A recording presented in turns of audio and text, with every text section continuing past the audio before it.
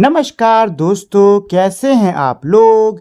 उम्मीद करता हूं कि आप सभी लोग अच्छे होंगे। तो दोस्तों, मेरा नाम है आकाश और मैं आप सभी का स्वागत करता हूं अपनी YouTube channel A to Z study में। और आज की इस वीडियो में मैं आपको पढ़ाऊंगा क्लास 7th मैथ्स की बुक गणित प्रकाश का chapter number 8 working with fractions.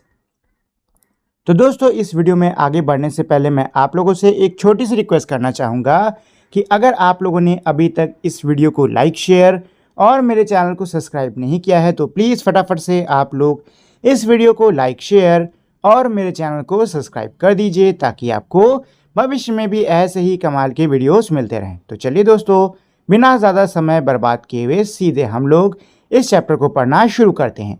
तो इसमें सबसे पहला टॉपिक है मल्टीप्लिकेशन ऑफ फ्रैक्शंस। तो दोस्तों, अब हम लोग फ्रैक्शंस का मल्टीप्लिकेशन कैसे करा जाता है इसको सीखेंगे। ठीक, देखिए, इससे पहले हम लोगों ने फ्रैक्शंस का ऐड करना, फ्रैक्शंस को माइनस करना, उनका डिफरेंस निकालना सीख लिया था। अब हम लोग मल्टीप्लिकेशन और डिवीजन इस चैप्टर में सीखने वाले हैं। देखो, मल्टीप्लिकेशन और डिवीजन ये दोनों ही चीज़ें बहुत ही ज़्यादा ईजी होती हैं। ठीक है, एक तरीके से अगर हम देखें तो मल्टीप्लिकेशन ऑफ फ्रैक्शन और डिवीजन ऑफ फ्रैक्शन ना, ये हमारे एडिशन ऑफ फ्रैक्शन और सब्ट्रैक्शन ऑफ फ्रैक्शन इनसे असल में ज़्यादा इजी है। क्योंकि देखो, ऐड और सब्सट्रैक्ट करते टाइम आपको पहले डिनोमिनेटर सेम करना पड़ता है, जबकि फ्रैक्शंस का मल्टीप्लिकेशन या डिवीजन करते टाइम आपको डिनोमिनेटर न्यूमरेटर किसी से कुछ भी आपको सेम या कुछ भी नहीं करना अलग से। ठीक है, जो भी नंबर दे रखा है, जो भी फ्रैक्शन दे रखा है, उसको सीधे सीधे सॉल्व कर दो बस। एग्जाम्पल के लिए यहाँ पे मान लो दिया है 2/5 मल्टीप्लाइड बाई 10/7। ठीक है, तो अब हम क्या करेंगे, इसका फ्रैक्शन करेंगे। ठीक, तो फ्रैक्शन करते टाइम हमको बस दो तीन चीज़ों का ध्यान देना है। पहली चीज़ तो ये है कि ये जो नंबर दिए हुए हैं इनके सामने सामने वाले को ही आप मल्टीप्लाई करोगे।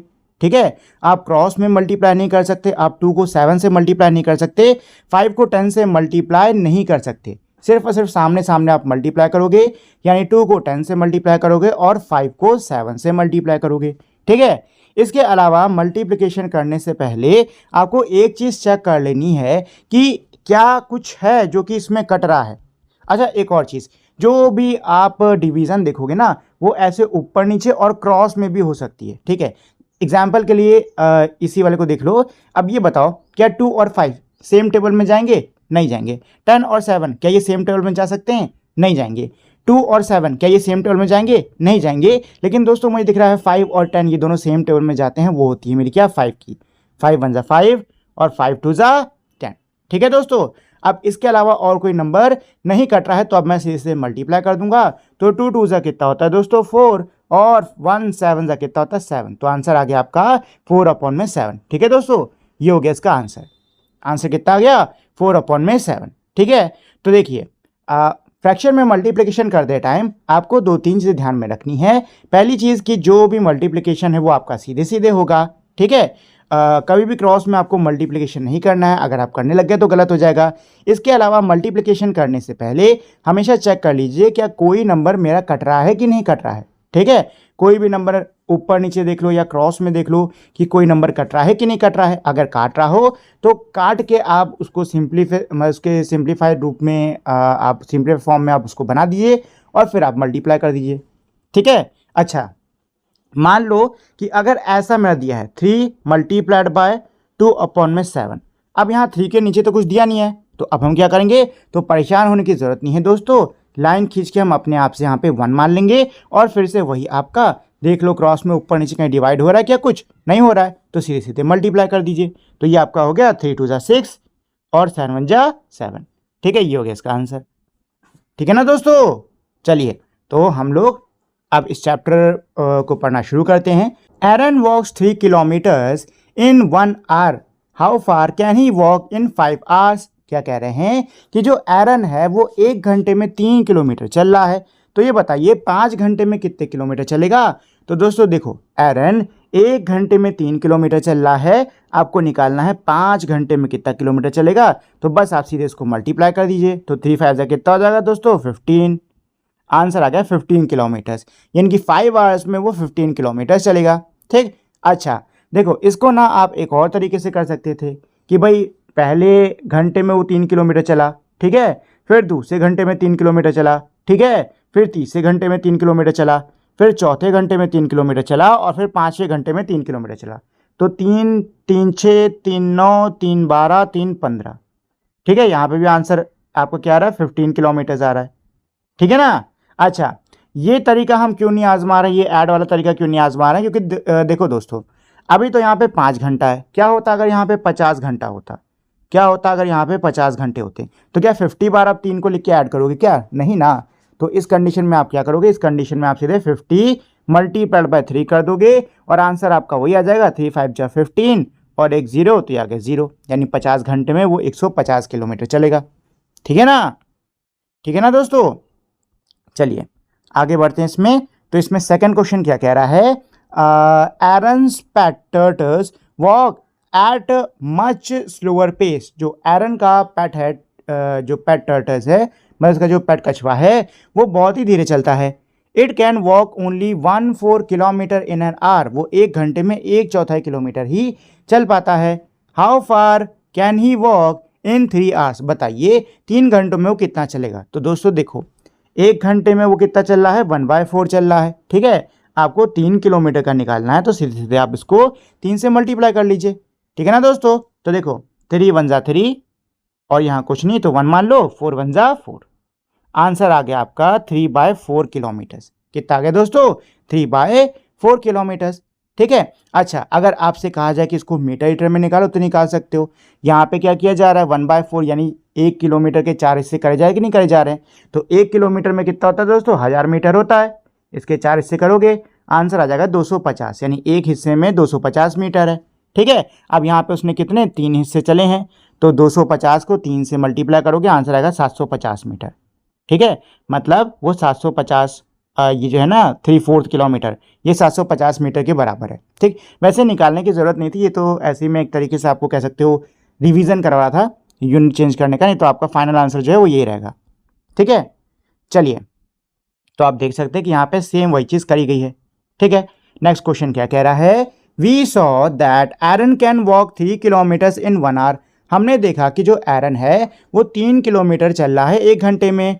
How far can he walk in 1/5 hour. बताइए ये 1/5 आवर में कितना चलेगा। तो दोस्तों देखो, 1 घंटे में 3 किलोमीटर चल रहा है, बताना है 1/5 आवर में कितना चलेगा। तो सेम चीज़ मल्टीप्लाई कर दीजिए, यहाँ नीचे कोई नंबर नहीं था, हमने 1 मान लिया, तो 3 1 जा 3 और 5 1 जा 5। आंसर आ गया दोस्तों 3/5 किलोमीटर्स। क्या गया आंसर, 3/5 किलोमीटर्स, ठीक है ना। चलिए, finding the product distance covered. अच्छा, वही क्या बोलते हैं, प्रोडक्ट ही निकाल लें ये। चलो ये तो हम लोगों ने कर दिया है।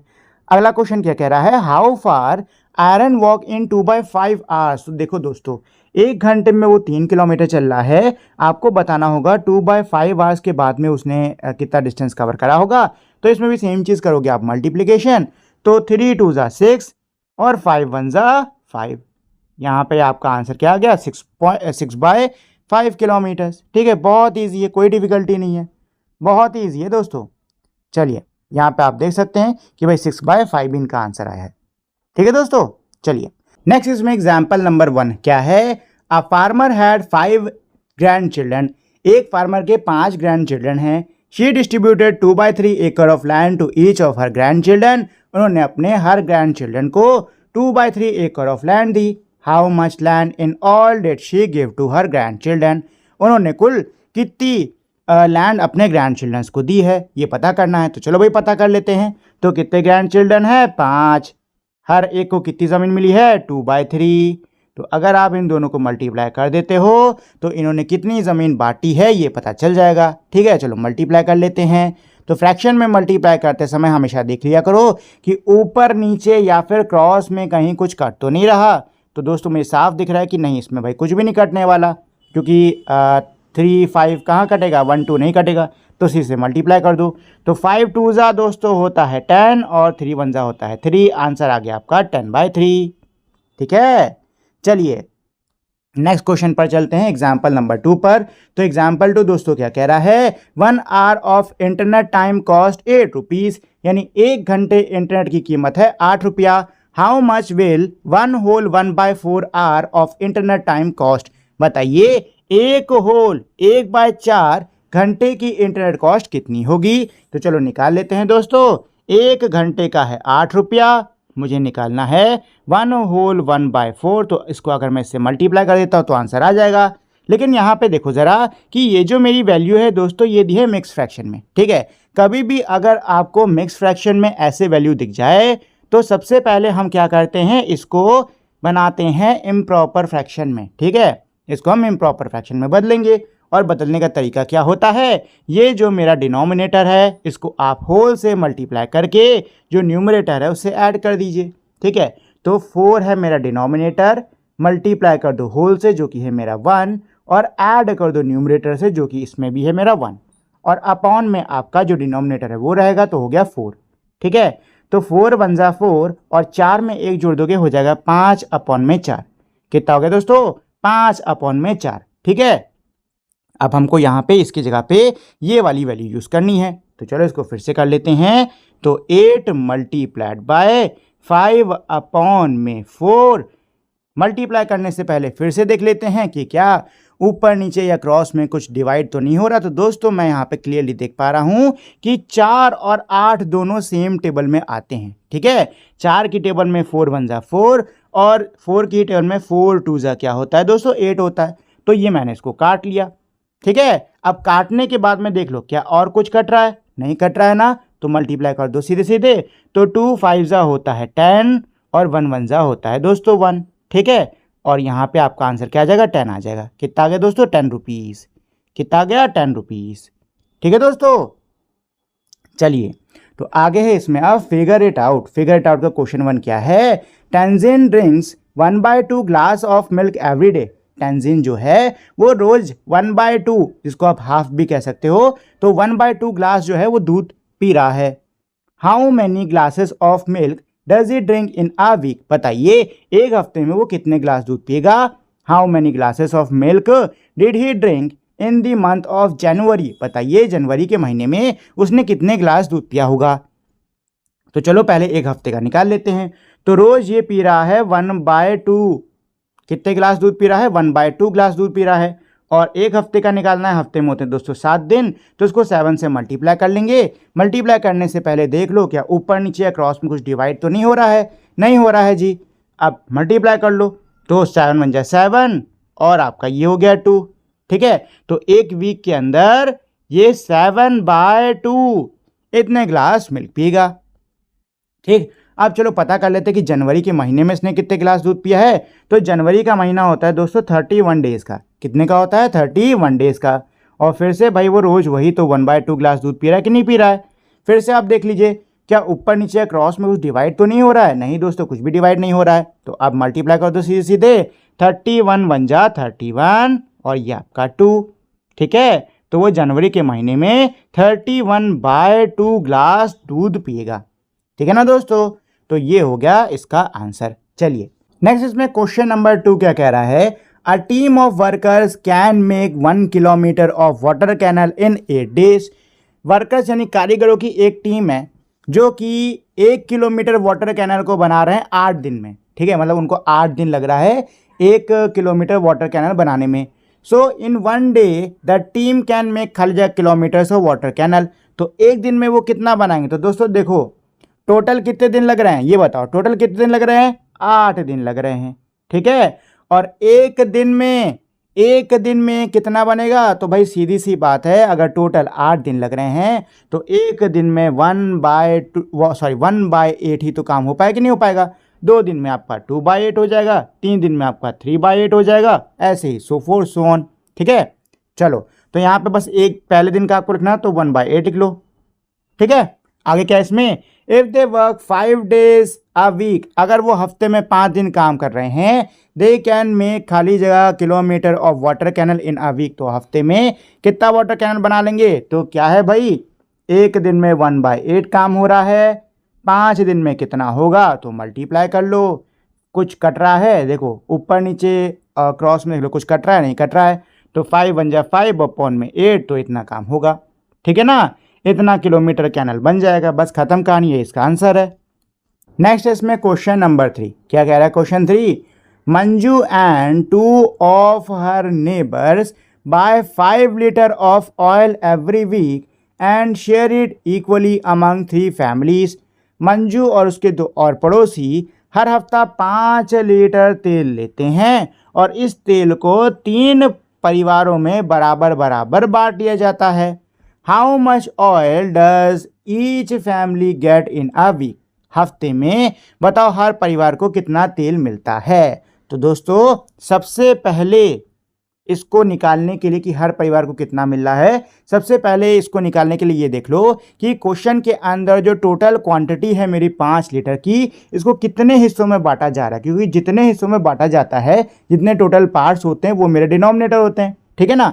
तो यहाँ से मुझको दिखाई दे रहा है कि भाई 3 बराबर हिस्सों में बांटा जा रहा है। यहाँ लिखा है कि भाई 3 परिवारों में बराबर बराबर बांट देते हैं, मतलब 5 लीटर तेल को 3 बराबर हिस्सों में बांटा जा रहा है। तो यहाँ पे 3 क्या हो गया, डिनोमिनेटर हो गया, ठीक है। और कुल तेल कितना था, 5 लीटर था, तो यहाँ पे आपका 5/3 इतना तेल हर परिवार को मिल रहा है, ठीक है ना। इतना तेल हर परिवार को मिल रहा है। देखिए ऐसे क्वेश्चंस में हमेशा ध्यान दीजिएगा कि जो भी चीज़ दे रखी है, जितनी भी दे रखी है, उसको कितने बराबर हिस्सों में बांटा जा रहा है। जितने बराबर हिस्सों में बांटा जाता है वही मेरा डिनोमिनेटर होता है, ठीक है। और तेल कितना था, 5 लीटर था, तो इसी का तो बंटवारा हो रहा है कि नहीं हो रहा है, इसलिए न्यूमरेटर हो गया। तो आपको पता चल गया कि दोस्तों एक फैमिली को कितना मिल रहा है, 1 फैमिली को मिल रहा है 5/3, ठीक है। 5/3 लीटर ऑफ ऑयल मिल रहा है, ठीक। चलो आगे देखते हैं इसमें क्या है। How much oil will 1 family get in 4 weeks. बताओ 4 हफ्तों में एक परिवार को कितना तेल मिलेगा।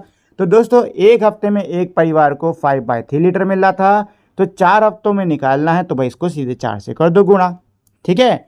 चलो तो क्रॉस में कुछ कट रहा है, नहीं कट रहा है, सीधे से मल्टीप्लाई कर लीजिए। तो 5 4 जा होता है दोस्तों 20 और 3 1 जा 3, कितना आ गया 20/3, यानी कि 4 हफ्तों में हर फैमिली को 20/3 लीटर्स ऑफ तेल मिलेगा, ठीक है। अच्छा अब अगर आपको याद होगा इससे पहले तो मैंने आपको बताया था दोस्तों कि ऐसे फ्रैक्शन जिसमें डिनोमिनेटर यानी नीचे वाला छोटा होता है, न्यूमरेटर यानी ऊपर वाला बड़ा होता है, इनको हम लोग बोलते हैं इम्प्रॉपर फ्रैक्शंस। क्या बोलते हैं, इम्प्रॉपर फ्रैक्शंस। और इन इम्प्रॉपर फ्रैक्शन से हम लोग मिक्स फ्रैक्शन बना सकते हैं, है कि नहीं। तो चलो इस आंसर को हम लोग मिक्स फ्रैक्शन में कन्वर्ट कर लेते हैं। तो मिक्स फ्रैक्शन में कन्वर्ट करना बहुत आसान है। क्या है मेरा 20/3, इसको मिक्स फ्रैक्शन में कर रहे हो तो भाई 3 को लिखो बाहर और 20 को कर दो अंदर। तो आपको पता है 3 6 होता है दोस्तों 18, माइनस करोगे आंसर आएगा 2, ठीक है। तो अब हम इसको लिख लेते हैं। तो जो हमारा ये होता है, ये वाला नंबर जो डिनोमिनेटर था वो डिनोमिनेटर ही रहने वाला है, ठीक है। आपका जो क्वोशिएंट होता है उसको यहाँ पे होल नंबर के तौर पे लटका देते हैं और जो रिमाइंडर होता है उसको हम यहाँ ऊपर ऐसे रख देते हैं, ठीक है दोस्तों।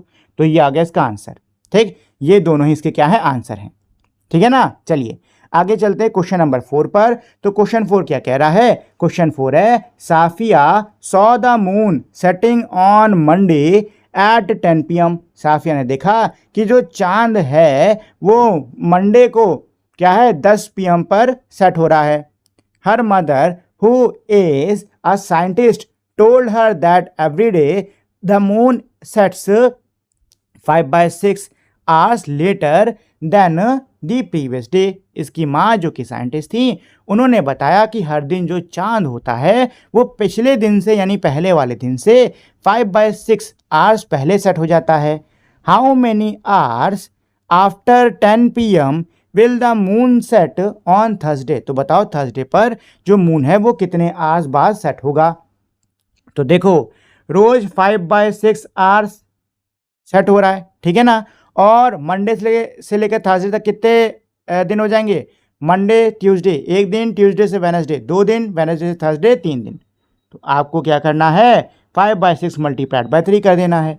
तो दोस्तों मुझे दिख रहा है क्रॉस में हो रहा है डिवाइड, ठीक है, वो भी 3 से। 3 1 जा 3, 3 2 जा 6, ठीक है। अब मल्टीप्लाई कर लो सीधे सीधे क्योंकि और कुछ तो कट नहीं रहा है। तो 5 1 जा 5 और 2 1 जा 2, आंसर आ गया 5/2 आवर्स। कितना आ गया 5/2 आवर्स, ठीक है दोस्तों। चलिए यही इसका आंसर हो गया।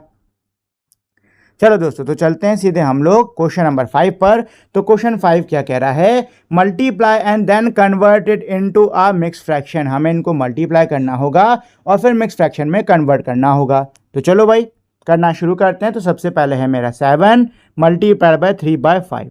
ठीक है दोस्तों, तो सबसे पहले देख लो क्या क्रॉस में और ऊपर नीचे कुछ डिवाइड हो रहा है, तो मुझे दिख रहा है डिवाइड नहीं हो रहा है, तो अब सीधे मल्टीप्लाई कर लेते हैं। तो 7 3 21 अपॉन में क्या होता है 5 होता है। ठीक है, तो चलो दोस्तों अब इसको मिक्स फ्रैक्शन बना लिया जाए।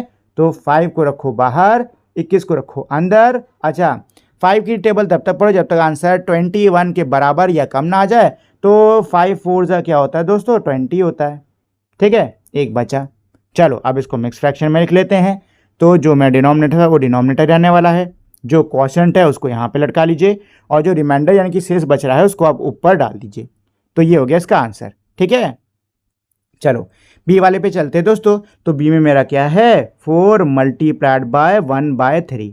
तो फिर से दोस्तों देख लो क्या ऊपर नीचे या क्रॉस में कुछ डिवाइड हो रहा है, कुछ डिवाइड नहीं हो रहा है, तो हम सीधे सीधे क्या करेंगे मल्टीप्लाई कर लेंगे। तो 4 1 जा 4 और नीचे अपॉन में 3।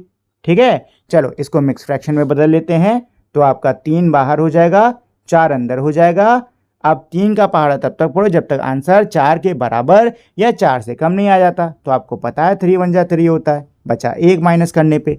तो चलो इसको मिक्स फ्रैक्शन पे लिख लेते हैं। तो जो मेरा डिनोमिनेटर था वो डिनोमिनेटर रहेगा, जो क्वोशंट है उसको होल नंबर पे लटकाओ और जो रिमाइंडर है उसको ऊपर पहुंचा दो। ये हो गया बी वाले का आंसर। ठीक है, चलो सी वाले पर चलते हैं दोस्तों। तो सी में क्या दिया है मेरा 9/7 मल्टीप्लाइड बाय 6। ठीक है, तो अब फिर से भाई देख लो क्या क्रॉस में या ऊपर नीचे कहीं डिवाइड हो रहा है। तो क्रॉस में डिवाइड नहीं हो रहा है, ऊपर नीचे भी कहीं डिवाइड नहीं हो रहा है, तो आप सीधे सीधे मल्टीप्लाई कर लो। तो 9 6 जा कितना होता है दोस्तों 54 अपॉन में 7। ठीक है, इसको मिक्स फ्रैक्शन बना लेते हैं। तो बाहर 7 अंदर 54। तो 7 का पहाड़ा आपको तब तक पढ़ना है जब तक आंसर आपका क्या बोलते हैं 54 के बराबर या फिर कम नहीं आ जाता। ठीक है ना, तो आपको पता है दोस्तों कि 7 7 जा होता है 49। ठीक है, और 7 8 जा होता है 56। ठीक है, तो कम ही लेना है, तो 7 7 जा 49 लेंगे हम लोग, है कि नहीं। तो घटा लीजिए, तो ये 4 है घटेगा नहीं, ये 14 हो जाएगा। एक हासिल ले दे, ये 4 हो गया। 14 में से 9 घटाओगे बचेगा 5, 4 में से 4 गया, कुछ नहीं बचा। ठीक है, तो चलो अब इसको मिक्स फ्रैक्शन में लिख लेते हैं। तो दोस्तों जो डिनोमिनेटर था वो आपका नीचे रहेगा 7। ठीक है, जो क्वोशंट है वो आप होल नंबर पे डालोगे और जो रिमाइंडर है उसको आप ऊपर कर दोगे। तो ये हो गया इसका आंसर। चलिए अब डी वाले पर चलते हैं दोस्तों। तो डी में क्या है 13 अपॉन में 11 मल्टीप्लाइड बाय 6। फिर से देख लो क्या ऊपर नीचे या फिर क्रॉस में कुछ डिवाइड हो रहा है, तो नहीं हो रहा है दोस्तों, सी से मल्टीप्लाई कर लेते हैं। तो 13 6 जा कितना होता है, तो देखो 13 6 जा 3 6 जा 18 8 1 कैरी हो गया, 6 1 जा 6 और एक ये 7, आंसर आ गया 78 अपॉन का 11। ठीक है, तो चलो इसका भी मिक्स फ्रैक्शन बना लेते हैं। तो बाहर 11 अंदर 78। तो 11 7 जा दोस्तों होता है 77, माइनस करोगे बचेगा 1।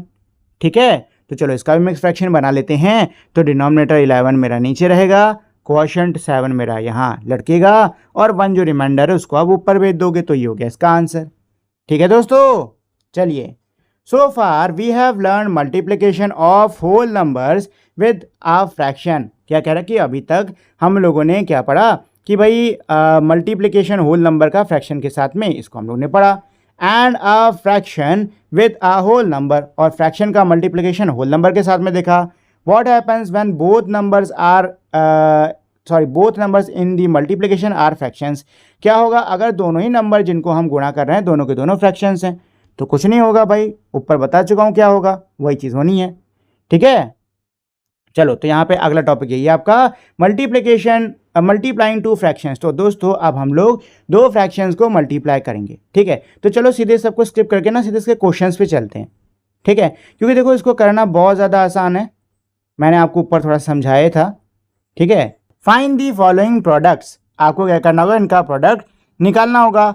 Use a unit square as a whole for representing the fractions. आपको यूनिट स्क्वायर का यूज करना होगा होल के तौर पे फ्रैक्शंस को रिप्रेजेंट करने के लिए। तो देखो दोस्तों इसको आप कैसे सॉल्व करोगे, सबसे पहले तो आप इसका प्रोडक्ट निकाल लो यानी कि सॉल्व कर लो। तो 1 1 जा 1 और 3 5 जा 15। ठीक है, अब आपको क्या करना है, अब आपको एक स्क्वायर बनाना होगा और उसको 15 डिब्बों में बांटना होगा। ठीक है, अच्छा ये स्क्वायर को 15 डिब्बों में कैसे बांटोगे, यहाँ क्या दिया है 1/3 1/5। ठीक, मतलब ये है कि 3 डिब्बे और 5 डिब्बे ऐसे करके बांट लो। तो 3 डिब्बे पहले इधर बांट लेते हैं, 1 2 3, ये देखो 3 डिब्बों में बढ़ गया कि नहीं बढ़ गया, और 5, अब 5 डिब्बों में खड़े खड़े बांट लेते हैं। तो 1 डिब्बा, ये आपका 2 डिब्बा, ये 3 डिब्बा, और ये चौथी लाइन के साथ में 4 5 डिब्बे, 1 2 3 4 5 डिब्बे हो गए कि नहीं हो गए। देखो 3 डिब्बे इधर है और 5 डिब्बे इधर है। ठीक है, अब चलो शेड कर लो, क्या है 1/3, 1/3 मतलब जो आपने 3 डिब्बे पहले बनाए थे ना, उनमें से एक हिस्से को शेड कर लो। तो चलो इस वाले को शेड कर लेते हैं। ठीक है, सेम ऐसे ही 1/5, यानी कि आपने ये जो 5 डिब्बे बनाए हैं ना, उनमें से आप एक को शेड कर लीजिए।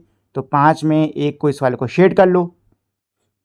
ठीक है ना। अच्छा, अब ये बताओ कि इसमें टोटल कितने हिस्से हैं दोस्तों, इसमें टोटल हैं 15 बॉक्सेस। अच्छा, अब बताइए कि कितने डिब्बे हैं जो कि मेरे शेडेड हैं, सॉरी जो कि मेरे इन दोनों में ही शेडेड है। तो मुझे दिख रहा है सिर्फ ये वाला डिब्बा है जो कि इसमें भी शेडेड है और इसमें भी शेडेड है कि नहीं। तो बस यहाँ पे आंसर आपका 1/15 हो जाएगा और आपको ये ऐसे ही दर्शाना है। ठीक है, चलो सेम ऐसे बी वाले को भी कर लेते हैं। तो बी वाले को पहले मल्टीप्लाई कर लो, तो 1 1 जा 1 होता है और 4 3 जा होता है 12, यानी कि 12।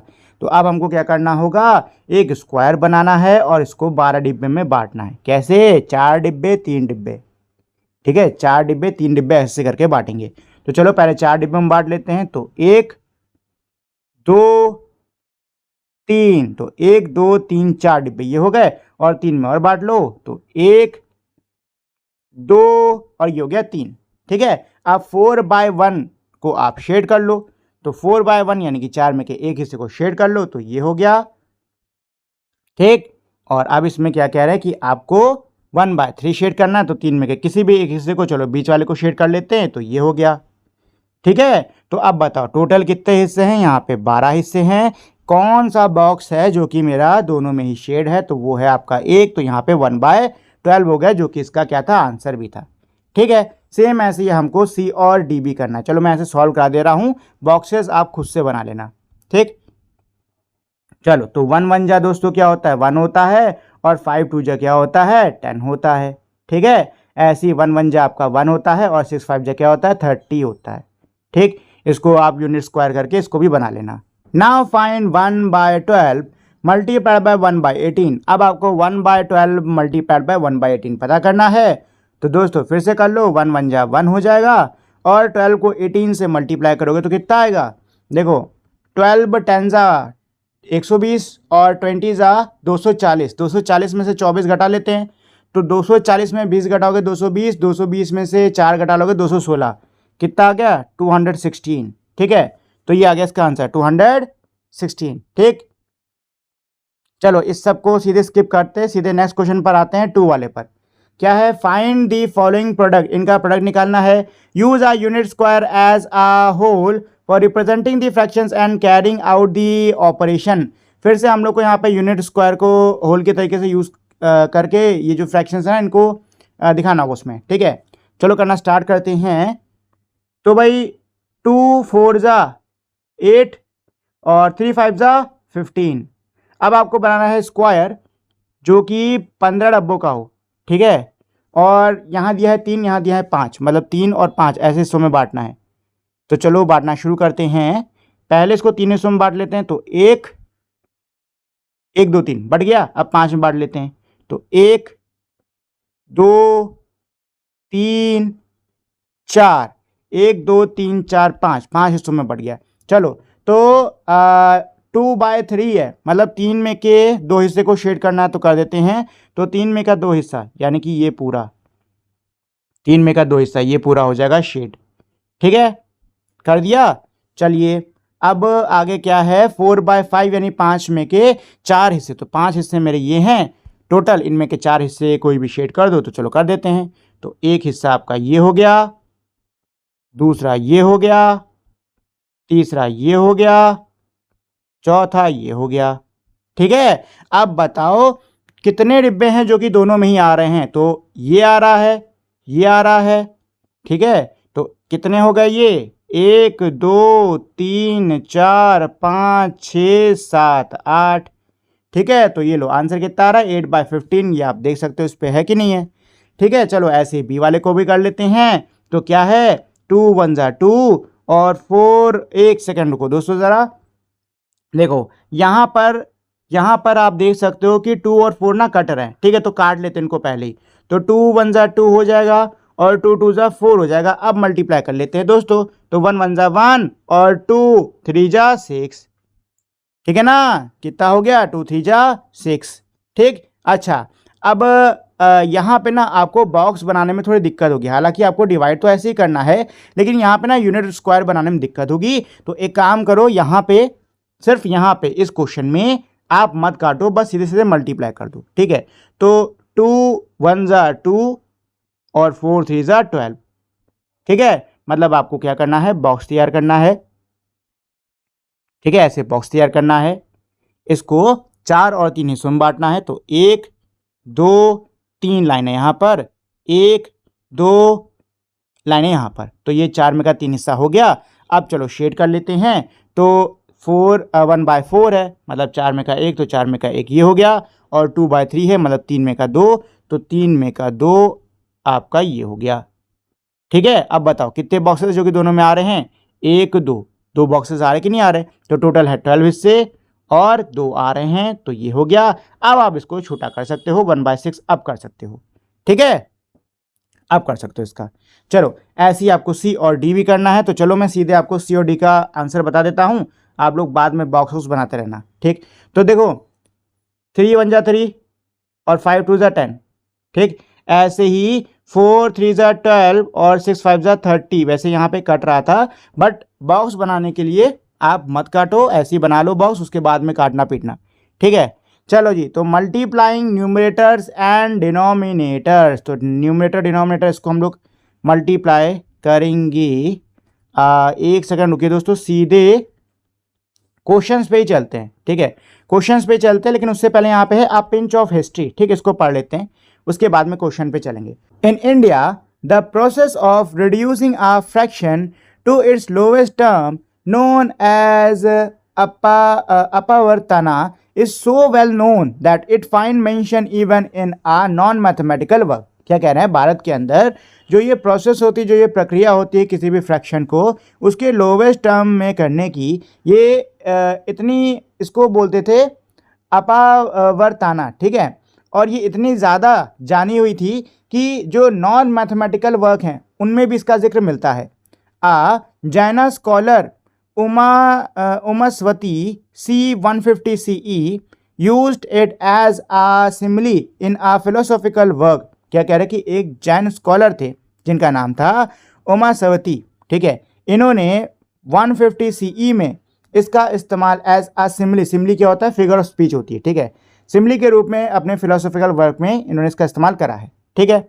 चलो जी, तो फिगर इट आउट पर चलते हैं। फिगर इट आउट का क्वेश्चन 1 क्या कह रहा है, अ water tank is field from a tap. एक पानी का टैंक है जिसको कि नल से भरा जा रहा है। If the tap is open for 1 hour, अगर इसको 1 घंटे तक, नल को 1 घंटे तक खुला रखें, 7/10 of the tank get filled. तो 7/10 जो है टैंक भर जाएगा।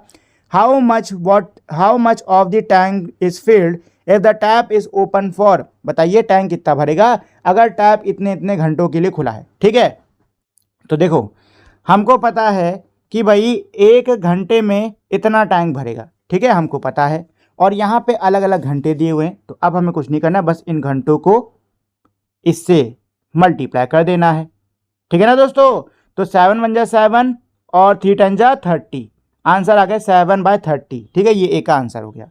चलो बी वाले का क्या है, 2/3 मल्टीप्लाइड बाय 7/10। अच्छा देख लो ऊपर नीचे क्रॉस में डिवाइड हो रहा है क्या, बिल्कुल हो रहा है दोस्तों। 2 1 जा 2, 2 5 जा 10, से मल्टीप्लाई कर दो, 7 1 जा 7 और 3 5 जा 15, ठीक है। चलिए ऐसे ही सी वाले पर चलते हैं। सी वाले पर, सी में क्या है, 3/4 मल्टीप्लाइड बाय 7/10। क्या क्रॉस में ऊपर नीचे कुछ डिवाइड हो रहा है? नहीं हो रहा है। तो 3 7 जा 21 और 4 10 जा 40, ये हो गया सी का आंसर। ठीक है, डी वाले पे चलते हैं। 7/10 आवर्स दिया है, मल्टीप्लाइड बाय 7/10। क्रॉस या ऊपर नीचे कुछ डिवाइड हो रहा है? नहीं हो रहा है, मल्टीप्लाई कर दो। 7 7 जा 49 और 10 10 जा 100, ये हो गया इसका आंसर। ई है, for the tank to be full how long should the tap be running? Tank को फुल होने के लिए टैप को कब तक चलना होगा, मतलब कितनी देर तक हम टैप को खोले रखें, ये पता करना है। ठीक है, तो देखो दोस्तों, क्वेश्चन में हमको साफ साफ पता चल रहा है कि अगर हम 1 आवर तक नल को खुला रखते हैं तो 7/10 जो है टैंक भर जा रहा है। ठीक है, अच्छा टैंक फुल कब होगा? टैंक फुल तब होगा जब ये मेरा क्या होगा, 10/10 यानी कि ये मेरा 1 हो जाएगा। ठीक है, तब मेरा टैंक फुल होगा कि नहीं होगा? होगा ना। अच्छा, एक और चीज़, ये जो 7/10 है ये क्या है? ये वो दर है जिससे कि मेरा टैंक क्या है, भर रहा है।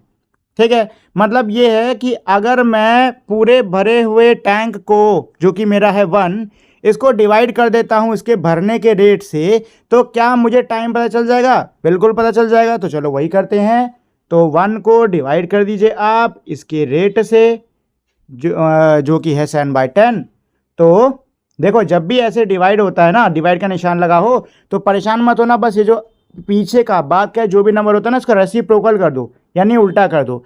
10 को ऊपर भेज दो, 7 को नीचे भेज दो। इससे क्या होगा कि जो निशान है मल्टीप्लाई का बन जाएगा। ठीक है, चलो, तो 10 1 जा 10 और 7, तो 10/7 आवर्स में ये जो टैंक है मेरा पूरा क्या होगा, भर जाएगा। ठीक है, तो 10/7 आवर्स मेरे कितने होते हैं ये पता कर लेते हैं।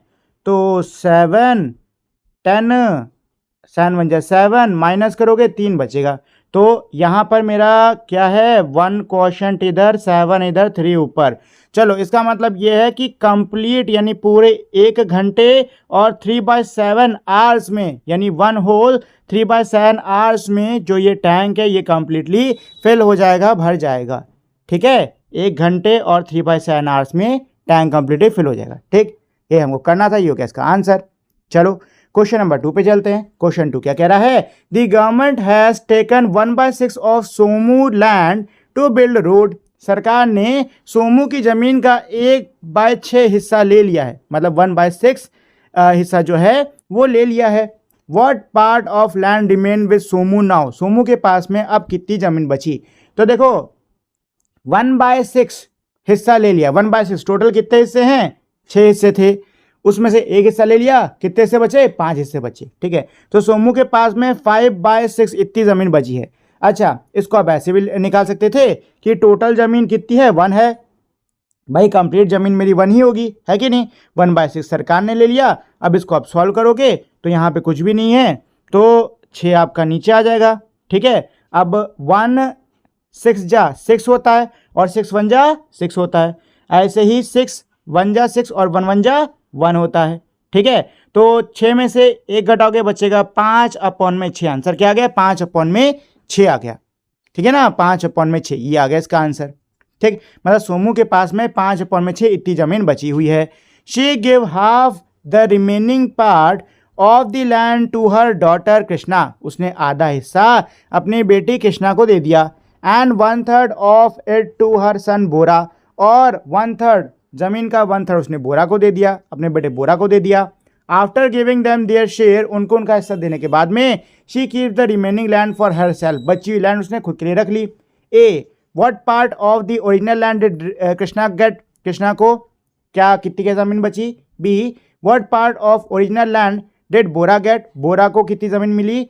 What part of original land did Somu keep for her self? और सोमू ने खुद के लिए कितनी जमीन रखी, ये हमको पता करना है। ठीक है, तो देखो भाई, सरकार को 1/6 दे दिया, मतलब 5/6 जमीन बची है। अब जो भी है हिस्सा बंटवारा जो भी है इसी जमीन पे होगा। ठीक है, तो सबसे पहले इसने अपनी बेटी को कितना हाफ हिस्सा दिया है कि नहीं दिया है?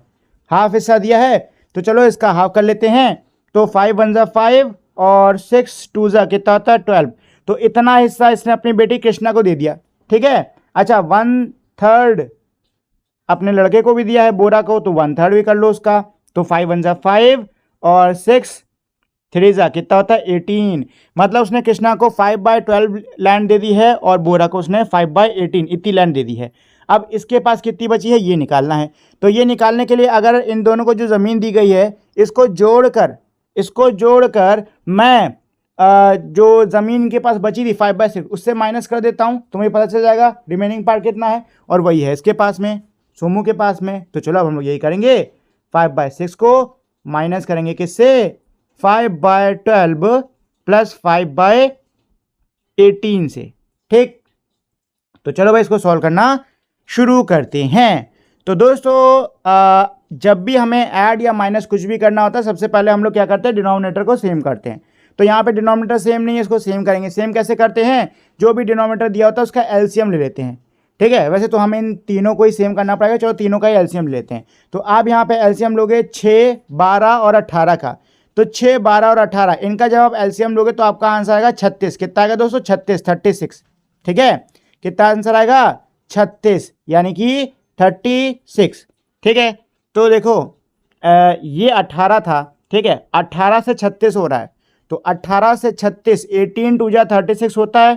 ठीक है, 5 2 जा 10 हो जाएगा, तो ये हो जाएगा आपका 10/36 प्लस का निशान, 12 3 जा 36 और 5 3 जा 15।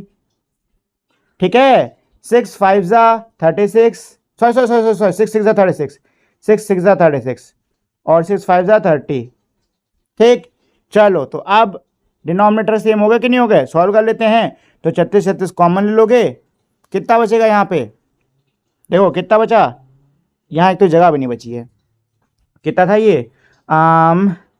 ये था 5, नहीं रुक जाओ, अरे कितना था 30/36। हाँ ये था शायद माइनस, यहाँ पे कितना था, 3 बार में किया था ना, तो 15/36। ठीक है, माइनस, और ये 18 था यहाँ पे है ना, तो 18 2 जा, हाँ 18 2 जा, सही तो है। तो 2 जा यहाँ कितना था, 10 आया था, है ना, ऐसे ही था आई थिंक। चलो तो इसको सॉल्व कर लेते, इसको ऐड करना था। तो 15 + 10 करोगे कितना हो जाएगा दोस्तों, 15 + 10 होता है 25/36। अब इसको माइनस कर लोगे आप 30/36 से। ठीक, तो 36 फिर से कॉमन, और 30 में से 25 घटाओगे बचेगा 5, तो आंसर आ गया आपका 5/36। तो अब सोमू को कितनी ज़मीन मिली है, सोमू को मिली है 5/36। ठीक है, रिमेनिंग लैंड तो सोमू को मिलेगी, और ये 5/36, तो इसका आंसर हो गया। ठीक है ना, कि सोमू को कितनी मिली है, सोमू को मिली है 5/36 लैंड। ठीक है, चलिए क्वेश्चन नंबर 3 पर चलते हैं। क्वेश्चन 3 क्या कह रहा है, find the area of the rectangle of sides 3 whole number 3/4 feet and 9 whole number 3/5 feet. बहुत आसान है दोस्तों, हमें एरिया ऑफ रेक्टेंगल निकालना है। अच्छा, एरिया ऑफ रेक्टेंगल का फॉर्मूला क्या होता है, L × B। ठीक है, L × B, length into breadth. तो किसी को भी लेंथ ले लो, इसको ले लो, इसको ले लो, लंबे वाले को लेंथ लेते हैं, इसको ले लो, या फिर चलो जिसको भी ले लो। तो पहले ये मिक्स फ्रैक्शन में इसको नॉर्मल में बना लो, मतलब इम्प्रॉपर वाले में कर लो। तो डिनोमिनेटर को होल से मल्टीप्लाई करते हैं, तो 9 5 जा 45 प्लस 3, तो 45 48/5 मल्टीप्लाई का निशान, 4 नीचे आ जाएगा, 4 3 जा 12 और 12 ये हो गया 15। ठीक है, चलो जी, तो अब इसको सॉल्व करना स्टार्ट करते हैं दोस्तों। तो देखो मुझे क्रॉस में ना कटते हुए दिख रहा है, 5 की टेल में 5 1 जा 5 3 जा 15, साथ ही में 4 की टेल में 4 1 जा 4 और 4 1 जा 4, 4 2 जा 8, 4 12 जा 48।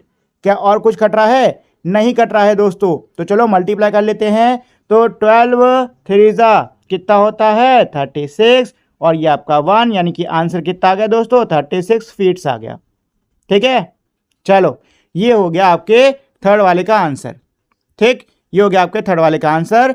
चलिए अब चलते हैं नेक्स्ट फोर्थ वाले पर। तो फोर्थ वाला क्या है दोस्तों, देखो फोर्थ है Tsewang plant 4 sapling in a row in his garden. Tsewang ने एक रो में, एक कतार में 4 सैपलिंग यानी 4 पौधे लगाए हैं। The distance between 2 sapling is 3/4 metre. जो डिस्टेंस है 2 सैपलिंग के बीच में वो है 3/4 मीटर की। Find the distance between the first and the last sapling. आपको फर्स्ट और लास्ट सैपलिंग के बीच में डिस्टेंस पता करना होगा। तो देखो दोस्तों, उसने लाइन से क्या लगाए हैं, 4 सैपलिंग लगाए हैं। तो पहला सैपलिंग ये, दूसरा ये, तीसरा ये और चौथा ये। अच्छा, क्या कह रहे हैं कि 2 के बीच में जो दूरी है वो 3/4 की है, तो यहाँ पे भी 3/4 की होगी और यहाँ पे भी 3/4 की होगी, है कि नहीं है ना। अब ये कह रहे कि बताओ यहाँ से लेके इस सैपलिंग, मतलब पहले सैपलिंग से लेके आखिरी सैपलिंग के बीच में कितनी दूरी है, तो इन सबको अगर हम जोड़ देते हैं तो मेरा आंसर आ जाएगा। या फिर आप सीधे सीधे 3/4 को कितने हैं, 1 2 3 है, मल्टीप्लाई कर लो 3 से, ठीक है। तो 3 3 जा 9 और नीचे 4, तो आंसर आ गया आपका 9/4 मीटर। कितना आ गया, 9/4 मीटर आ गया, ठीक है। ये हो गया आपके क्वेश्चन नंबर 4 का आंसर। चलिए क्वेश्चन नंबर 5 पर चलते हैं। तो क्वेश्चन 5 क्या है, विच इज हैवियर, बताना है कौन सा भारी है, 12/15 ऑफ 500 ग्राम्स और 3/20 ऑफ 4 kgs। तो बताओ क्या भारी हुआ, 500 ग्राम का 12/15 या 4 किलो का 3/20, ठीक है। तो चलो दोनों को निकाल लेते हैं। अच्छा, पहले तो एक काम कर लो कि इनकी ना यूनिट सेम कर लो। तो ये ग्राम है, ये केजी है, इसको भी ग्राम कर लो। दोस्तों आपको पता है कि 1 kg के अंदर मेरे क्या होते हैं, 1000 ग्राम्स होते हैं कि नहीं होते हैं, होते ना। तो 4 kg के अंदर मेरे कितने ग्राम्स आ जाएंगे, 4000 ग्राम्स आ जाएंगे, ठीक है, 4000 ग्राम आ जाएंगे। चलो सॉल्व करना स्टार्ट करते हैं। तो पहले हम लोग 12/15 500 इसका निकाल लेते हैं, ठीक है। तो 3 की टेल में जा रहा है, 3 4 जा 3 5 जा 5 1 जा 5 1 जा, ठीक है, और 0 0, तो ये 100 हो गया। अब सॉल्व करो तो 4 1 जा 4 और 0 0, तो 500 ग्राम का 12/15 होता है आपका 400 ग्राम्स, ठीक है। अब 3/20 निकाल लेते हैं किसका, हम लोग 4000 का भी, ठीक है। तो 0 से 0 कट गया, 2 1 जा 2 2 2 जा 4 हो गया 200। तो 2 3 जा क्या होता है दोस्तों, 6 होता है, और 2 0 0 2 0 0। तो ये हो गया दोस्तों 600 ग्राम। बताओ ज़्यादा क्या है, 600 ग्राम की 400 ग्राम, 600 ग्राम ज़्यादा है ना, 600 ग्राम ज़्यादा है ना। तो ये वाला हिस्सा आपका ज़्यादा हो गया, ठीक है, ये वाला आपका क्या हो गया, ज़्यादा हो गया। Is the product always greater than the number multiplied. क्या कह रहे हैं कि भाई जो प्रोडक्ट होता है, यानी कि 2 नंबर को मल्टीप्लाई करने पे जो आंसर आता है, क्या वो हमेशा मल्टीप्लाई किए जा रहे नंबरों से बड़ा रहता है। तो अब हम लोग इस चीज़ को देखेंगे। Since we know that when our number is multiplied by 1 the product remains unchanged, we will look at multiplying pair of numbers where neither of them is 1। क्या कह रहे हैं कि भाई क्योंकि हमको पता है किसी भी नंबर को 1 से मल्टीप्लाई करने पर तो जो प्रोडक्ट आता है वो अनचेंज रहता है, मतलब उसमें बदलाव नहीं आता है। तो हम लोग अब ऐसे नंबर्स के जोड़ों को देखेंगे जिनमें दोनों में से कोई भी 1 ना हो। When we multiply two counting numbers greater than 1, say 3 and 5, the product is greater than both of the numbers being multiplied। क्या कह रहे हैं कि जब हम 2 नंबर्स को, किन्हीं भी 2 काउंटिंग नंबर्स को मल्टीप्लाई करते हैं जो कि 1 से ज़्यादा होता है, मतलब जो कि 1 से ज़्यादा होते हैं, जैसे कि 3 और 5, तो जो प्रोडक्ट निकलेगा वो होगा 15, और ये 15 क्या है, 3 और 5 दोनों से बड़ा है। The product 15 is more than both 3 and 5। यही कह रहा है कि जो प्रोडक्ट है 15 ये 3 और 5 दोनों से ही बड़ा है। But what happen when we multiply 1/4 and 8। लेकिन क्या होगा अगर हम 1/4 और 8 को मल्टीप्लाई करते हैं, तो आंसर आता है आपका 2। क्या आता है दोस्तों, आंसर आता है 2। अच्छा, 2 जो है वो 1/4 से तो बड़ा है लेकिन 8 से क्या है, छोटा है, ठीक है। In the above multiplication the product 2 is greater than 1/4 but less than 8। यही कह रहे हैं कि भाई ऊपर के इस मल्टीप्लिकेशन में जो प्रोडक्ट आया है 2, ये 1/4 से तो बड़ा है लेकिन 1 से छोटा है। What happens when we multiply 3/4 and 2/5। क्या होगा अगर हम 3/4 और 2/5 को मल्टीप्लाई करते हैं, तो आंसर आएगा आपका 6/20। Let us compare this product with the number 3/4 and 2/5। चलो इस नंबर को हम लोग 3/4 और 2/5 से कंपेयर करते हैं। तो भाई कंपेयर करने के लिए पहले आपको डिनोमिनेटर जो है ना उसको बराबर करना पड़ेगा। Let us express 3/4 as 15/20 and 2/5 as 8/20।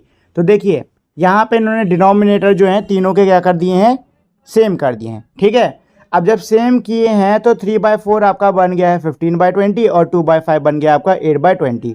अब देखो अब भी ये दोनों ज़्यादा हैं, इस वाले से ज़्यादा हैं कि नहीं है, ज़्यादा है ना दोस्तों।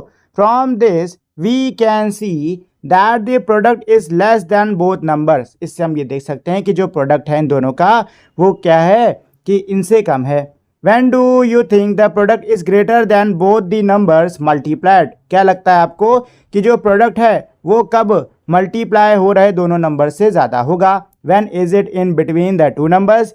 क्या ये तब होगा जब वो नंबर इन दोनों के बीच में हो? And when is it smaller than both? या फिर जब ये दोनों से छोटा हो। अब इसमें हिंट दी हुई है। चलो हिंट को छोड़ के ना सीधे सिचुएशंस पर आते हैं। तो इसमें 3 सिचुएशन दी है, जिसमें पहली सिचुएशन क्या है कि भाई both numbers are greater than 1। जब दोनों ही नंबर जो हैं वो 1 से ग्रेटर होंगे तो इनका जो प्रोडक्ट निकलेगा ना दोस्तों, वो हमेशा इन दोनों से ज़्यादा होगा। ठीक है, द प्रोडक्ट, जैसे कि यहाँ पे एग्जांपल है 4/3 मल्टीप्लाइड बाय 4, तो प्रोडक्ट आ रहा है 16/3, जो कि दोनों ही 4/3 और 4 इन दोनों से ही क्या है, बड़ा है। सेकंड सिचुएशन में क्या है कि both numbers are between 0 and 1, दोनों ही नंबर जो हैं वो 0 से 1 के बीच में है। ठीक है, जिसकी 3/4 मल्टीप्लाइड बाय 2/5, तो इसको मल्टीप्लाई करने पे आंसर क्या आएगा, 3/10 आएगा। ठीक है, और ये 3/10 क्या है, दोनों से ही छोटा है। ठीक, मतलब यहाँ से हमको एक चीज़ और समझ में आ रही है कि अगर जो नंबर्स दे रखे हैं वो 0 से 1 के बीच में हैं तो इनका जो प्रोडक्ट है वो छोटा आएगा दोनों से। ठीक है, थर्ड सिचुएशन क्या है, one number is between 0 and 1 and 1 is greater than 1। क्या कह रहे हैं, एक नंबर जो है 0 से 1 के बीच में है जबकि एक नंबर 1 से बड़ा है, तो इसको मल्टीप्लाई कर दिया। ठीक है, जैसे यहाँ एग्जाम्पल यह 3/4 एंड 5, तो इसको मल्टीप्लाई कर दिया, आंसर आ गया आपका 15/4। ठीक है, तो देखो 15/4 ये जो है ये क्या है, the product 15/4 is less then the number greater than 1 and greater than the number between 0 and 1।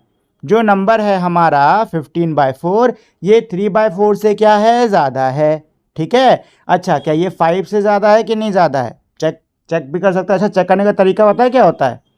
Check करने का तरीका क्या होता है, चेक करने के लिए आप ऐसे डिवाइड कर लो। ठीक है, तो 4 3 जा कितना होता है, 12 होता है, 3 बचा। तो अब यहाँ पे आंसर क्या आ रहा है, आंसर आ रहा है 3 होल नंबर 4/3। ठीक है, तो अब देखो ये होल नंबर 3 है। अच्छा, होल नंबर 3 क्या होता है, 5 से कम है कि नहीं है ना? तो ये जो मेरा नंबर ये क्या है, 5 से कम है। ठीक है, ये मेरा 5 से कम है, तो इसमें हम देख रहे हैं कि भाई ये 1 से तो ज़्यादा है लेकिन दूसरे वाले से क्या है, ये कम है। ठीक, चलो create more such examples for each situation. Her situation के लिए आपको ऐसे कुछ और एग्जाम्पल बनाने होंगे। Observe the relationship between the product and the numbers being multiplied, और आपको रिलेशनशिप को ऑब्जर्व करना है प्रोडक्ट और नंबर्स के बीच की। ठीक है, चलो what can you conclude about the relationship between the numbers multiplied and the product, fill in the blanks. तो आपको बताना है कि इससे आपने क्या कंक्लूड करा कि भाई जो नंबर्स जो जिनसे मल्टीप्लाई करते हैं और उनका जो प्रोडक्ट निकलता है, इन दोनों के बीच में क्या रिलेशनशिप होता है, इससे आपने क्या कंक्लूड करा। तो यहाँ पे खाली जगह पे आपको भरना होगा, when one of the number being multiplied is between 0 and 1, the product is खाली जगह than the other number। Multiply हो रहे जो दो नंबर हैं, अगर उनमें से कोई एक नंबर 0 से 1 के बीच में है तो जो प्रोडक्ट होगा वो दूसरे नंबर से क्या होगा, क्या होगा, ये थर्ड वाली सिचुएशन है कि नहीं है। तो अगर कोई नंबर 0 से 1 के बीच में है तो जो प्रोडक्ट है वो दूसरे नंबर से क्या होगा दोस्तों, लेस होगा, कम होगा। ठीक है, ये सिचुएशन याद है कि नहीं है, इसमें ये इस वाले से लेस था कि नहीं था, था ना। चलो, when one of the number being multiplied is greater than 1, जब उनमें से कोई एक नंबर 1 से ज़्यादा होगा, the product is खाली जगह then other number, तो जो प्रोडक्ट है वो दूसरे नंबर से क्या होगा, ग्रेटर होगा। अगर नंबर मेरा 1 से ज़्यादा है तो प्रोडक्ट जो है वो भी ग्रेटर आने वाला है। ठीक, चलो नेक्स्ट दिया है ऑर्डर ऑफ मल्टीप्लिकेशन। देखो दोस्तों, एडिशन और मल्टीप्लिकेशन का कोई भी ऑर्डर नहीं होता। ठीक है ना, एडिशन और मल्टीप्लिकेशन का कोई भी ऑर्डर नहीं होता, इसको आप किसी भी ऑर्डर में सॉल्व करो, आंसर हमेशा आपका सेम रहेगा। ठीक है, एग्जाम्पल के लिए यहाँ पे दिया है कि आप 1/2 मल्टीप्लाइड बाय 1/4 कर लो और 1/4 मल्टीप्लाइड बाय 1/2 कर लो। तो देख सकते हो मैंने ऑर्डर चेंज कर दिया है, बट दोनों में आंसर आपका 1/8 ही आने वाला है। ठीक है, मतलब मल्टीप्लिकेशन पर ऑर्डर का कोई असर पड़ता नहीं है। ठीक, चलो तो नेक्स्ट दिया है दोस्तों डिवीजन ऑफ फ्रैक्शंस। तो अब हम लोग फ्रैक्शंस को डिवाइड करना सीखेंगे। ठीक है, देखो फ्रैक्शंस को डिवाइड करना बहुत ज़्यादा आसान होता है। ठीक है, एग्जाम्पल के लिए लेते हैं यहाँ पे 2 3 डिवाइड बाय 4 5। ठीक है, ये लेते हैं। ठीक है। तो अब मुझे क्या करना है, इनको डिवाइड करना है। देखिए दोस्तों, कभी भी अगर ऐसा नंबर फंस जाए ना तो परेशान मत होना, बस ये जो आखिरी का नंबर है इसको रेसिप्रोकल कर देना, यानी कि पलट देना। ठीक है। अब पलटने का क्या होगा अभी बताता हूं। ये हो गया 2/3। अब जैसे ही आप नंबर को पलटोगे तो नीचे वाला ऊपर आ जाएगा, ऊपर वाला नीचे चला जाएगा, और ये जो निशान था डिवाइड का ये बन जाएगा मल्टीप्लाई। ठीक है। और अब इसको मल्टीप्लीकेशन वाले तरीके से सॉल्व कर लो। तो दिख रहा है भाई क्रॉस में जा रहा है, 2 1 जा 2 2 जा 4। अब मल्टीप्लाई कर लो सीधे सीधे, तो 5 1 जा 5, 3 2 जा 6। ठीक है, ये हो गया इसका आंसर। ठीक है ना दोस्तों। तो अगर डिवीजन दिया हुआ है, मान लो ऐसे करके हमारा दे रखा है, डिवाइड का निशान है, तो परेशान होने की कोई ज़रूरत नहीं, रेसिप्रोकल कर दो, मतलब पीछे वाले नंबर को पलट दो, तो 7 ऊपर 2 नीचे और निशान हो गया मल्टीप्लिकेशन का। और अब आप इसको सॉल्व कर लो। ठीक है, आंसर आ गया 14। समझ गया ना। तो ऐसे डिवीजन करा जाता है फ्रैक्शन में। ठीक है दोस्तों, तो चलो सीधे इसको स्किप करते हैं, इसको भी स्किप करते हैं, सीधे आते हैं हम लोग क्वेश्चंस पर। तो चलो सीधे एग्जाम्पल नंबर 3 से शुरू करते हैं दोस्तों। अच्छा, एक चीज़, डिवीज़न में डिवाइड के अंदर जो ऑर्डर होता है ना वो बहुत इंपॉर्टेंट है दोस्तों। अगर आपने ऑर्डर मैसअप कर दिया, अगर आपने गलत नंबर को गलत से डिवाइड कर दिया तो आपका आंसर जो है वो गलत हो जाएगा। ठीक है, सही ऑर्डर में करोगे तभी सही आंसर आएगा, नहीं तो गलत आ जाएगा। ठीक, जैसे कि यहाँ पे देखो, Leena made 5 cup of tea. Leena ने 5 कप चाय बनाई। She use 1/4 litre of milk for this. इसके लिए उसने 1/4 लीटर दूध का इस्तेमाल करा है। How much milk is there in each cup. बताओ हर कप में कितना दूध है। तो देखो यहां पे आपको क्या पता करना है कि हर कप में कितना दूध है, मतलब कि आपको टोटल दूध में से निकालना होगा। तो टोटल दूध आपका पहले आएगा। ठीक है, और जो कप जिसमें आपने जितने कप में बांटा हुआ है वो आपका बाद में आएगा। इसी ऑर्डर में आप डिवाइड करोगे। अगर आपने गलती से यहाँ पे ये लिख दिया 5 डिवाइड बाय 1/4, तुरंत गलत हो जाएगा। डिवाइड में ऑर्डर बहुत इंपॉर्टेंट होता है, ध्यान रहे। ठीक है, कौन किससे डिवाइड हो रहा है इसका ध्यान देना। तो चलो इसको सॉल्व कर लेते, तो 1/4। अब इसका रेसिप्रोकल कर लो, यहाँ कोई नंबर नहीं है, 1 मान लो, तो ये हो जाएगा आपका 1/5 और निशान हो गया मल्टीप्लाई का। सॉल्व कर लो, 1 1 जा 1 और 4 5 जा 20। आंसर आ गया 1/20। ठीक है दोस्तों। नेक्स्ट में दिया है एग्जाम्पल नंबर 4। क्या है ये? Some of the oldest example of working with non unit fractions occur in humanities oldest geometry text. क्या कह रहा है कि भाई कुछ बहुत ही पुराने हमारे उदाहरण नॉन यूनिट फ्रैक्शंस के हमको बहुत ही पुराने ज्योमेट्रिकल टेक्स्ट है उसमें देखने को मिलते हैं। यहाँ पर नाम दिया हुआ है उनका Shulba Sutra. Here is an example from Baudhayana Shulba Sutra. यहाँ पर एक एग्जाम्पल दिया हुआ है बौद्धियाना शुल्ब सूत्रा से। ठीक है, और इसको 800 BCE में लिखा गया था। तो ये रहा example. Cover an area of 7 whole 1/2 square unit with square brick each of whose side is 1/5 units. क्या कह रहे हैं कि भाई एक एरिया है, एक क्षेत्र है जिसमें 7 होल 1/2 स्क्वायर यूनिट। ये क्या है? एक एरिया है, मतलब एक क्षेत्र इतना बड़ा। ठीक, और इसको स्क्वायर शेप के ईंटों से इसको कवर करा गया है, मतलब इस पर स्क्वायर शेप के ईंट रखे गए हैं जिनके जो साइड हैं वो कितने हैं? 1/5 यूनिट्स के हैं। How many such square bricks are needed. कितने ऐसे स्क्वायर ब्रिक्स की जरूरत है? तो यहां पर देखिए इसको इन्होंने सॉल्व भी करा हुआ है कि each square brick has an area of. तो हर स्क्वायर ब्रिक का एरिया कैसे निकालते हैं? तो दोस्तों बताइए, एरिया ऑफ स्क्वायर क्या होता है? एरिया ऑफ स्क्वायर होता है साइड स्क्वायर। ठीक है, मतलब आपको क्या करना है, एरिया ऑफ स्क्वायर में साइड इंटू साइड करना है। तो भाई साइड क्वेश्चन में 1/5 दिया हुआ है, तो 1/5 इंटू 1/5 करोगे, आंसर आएगा 1/25 स्क्वायर यूनिट्स। ठीक, ये एक ईंट का क्या निकल आया? एरिया निकल आया है। ठीक, तो अब हमको नंबर ऑफ ब्रिक्स पता करने हैं। तो इसके लिए हमको टोटल एरिया दिए ही रखा हुआ है। इस टोटल एरिया में से जो ये ईंटों का एरिया है इसको हम डिवाइड कर देंगे और आंसर आ जाएगा।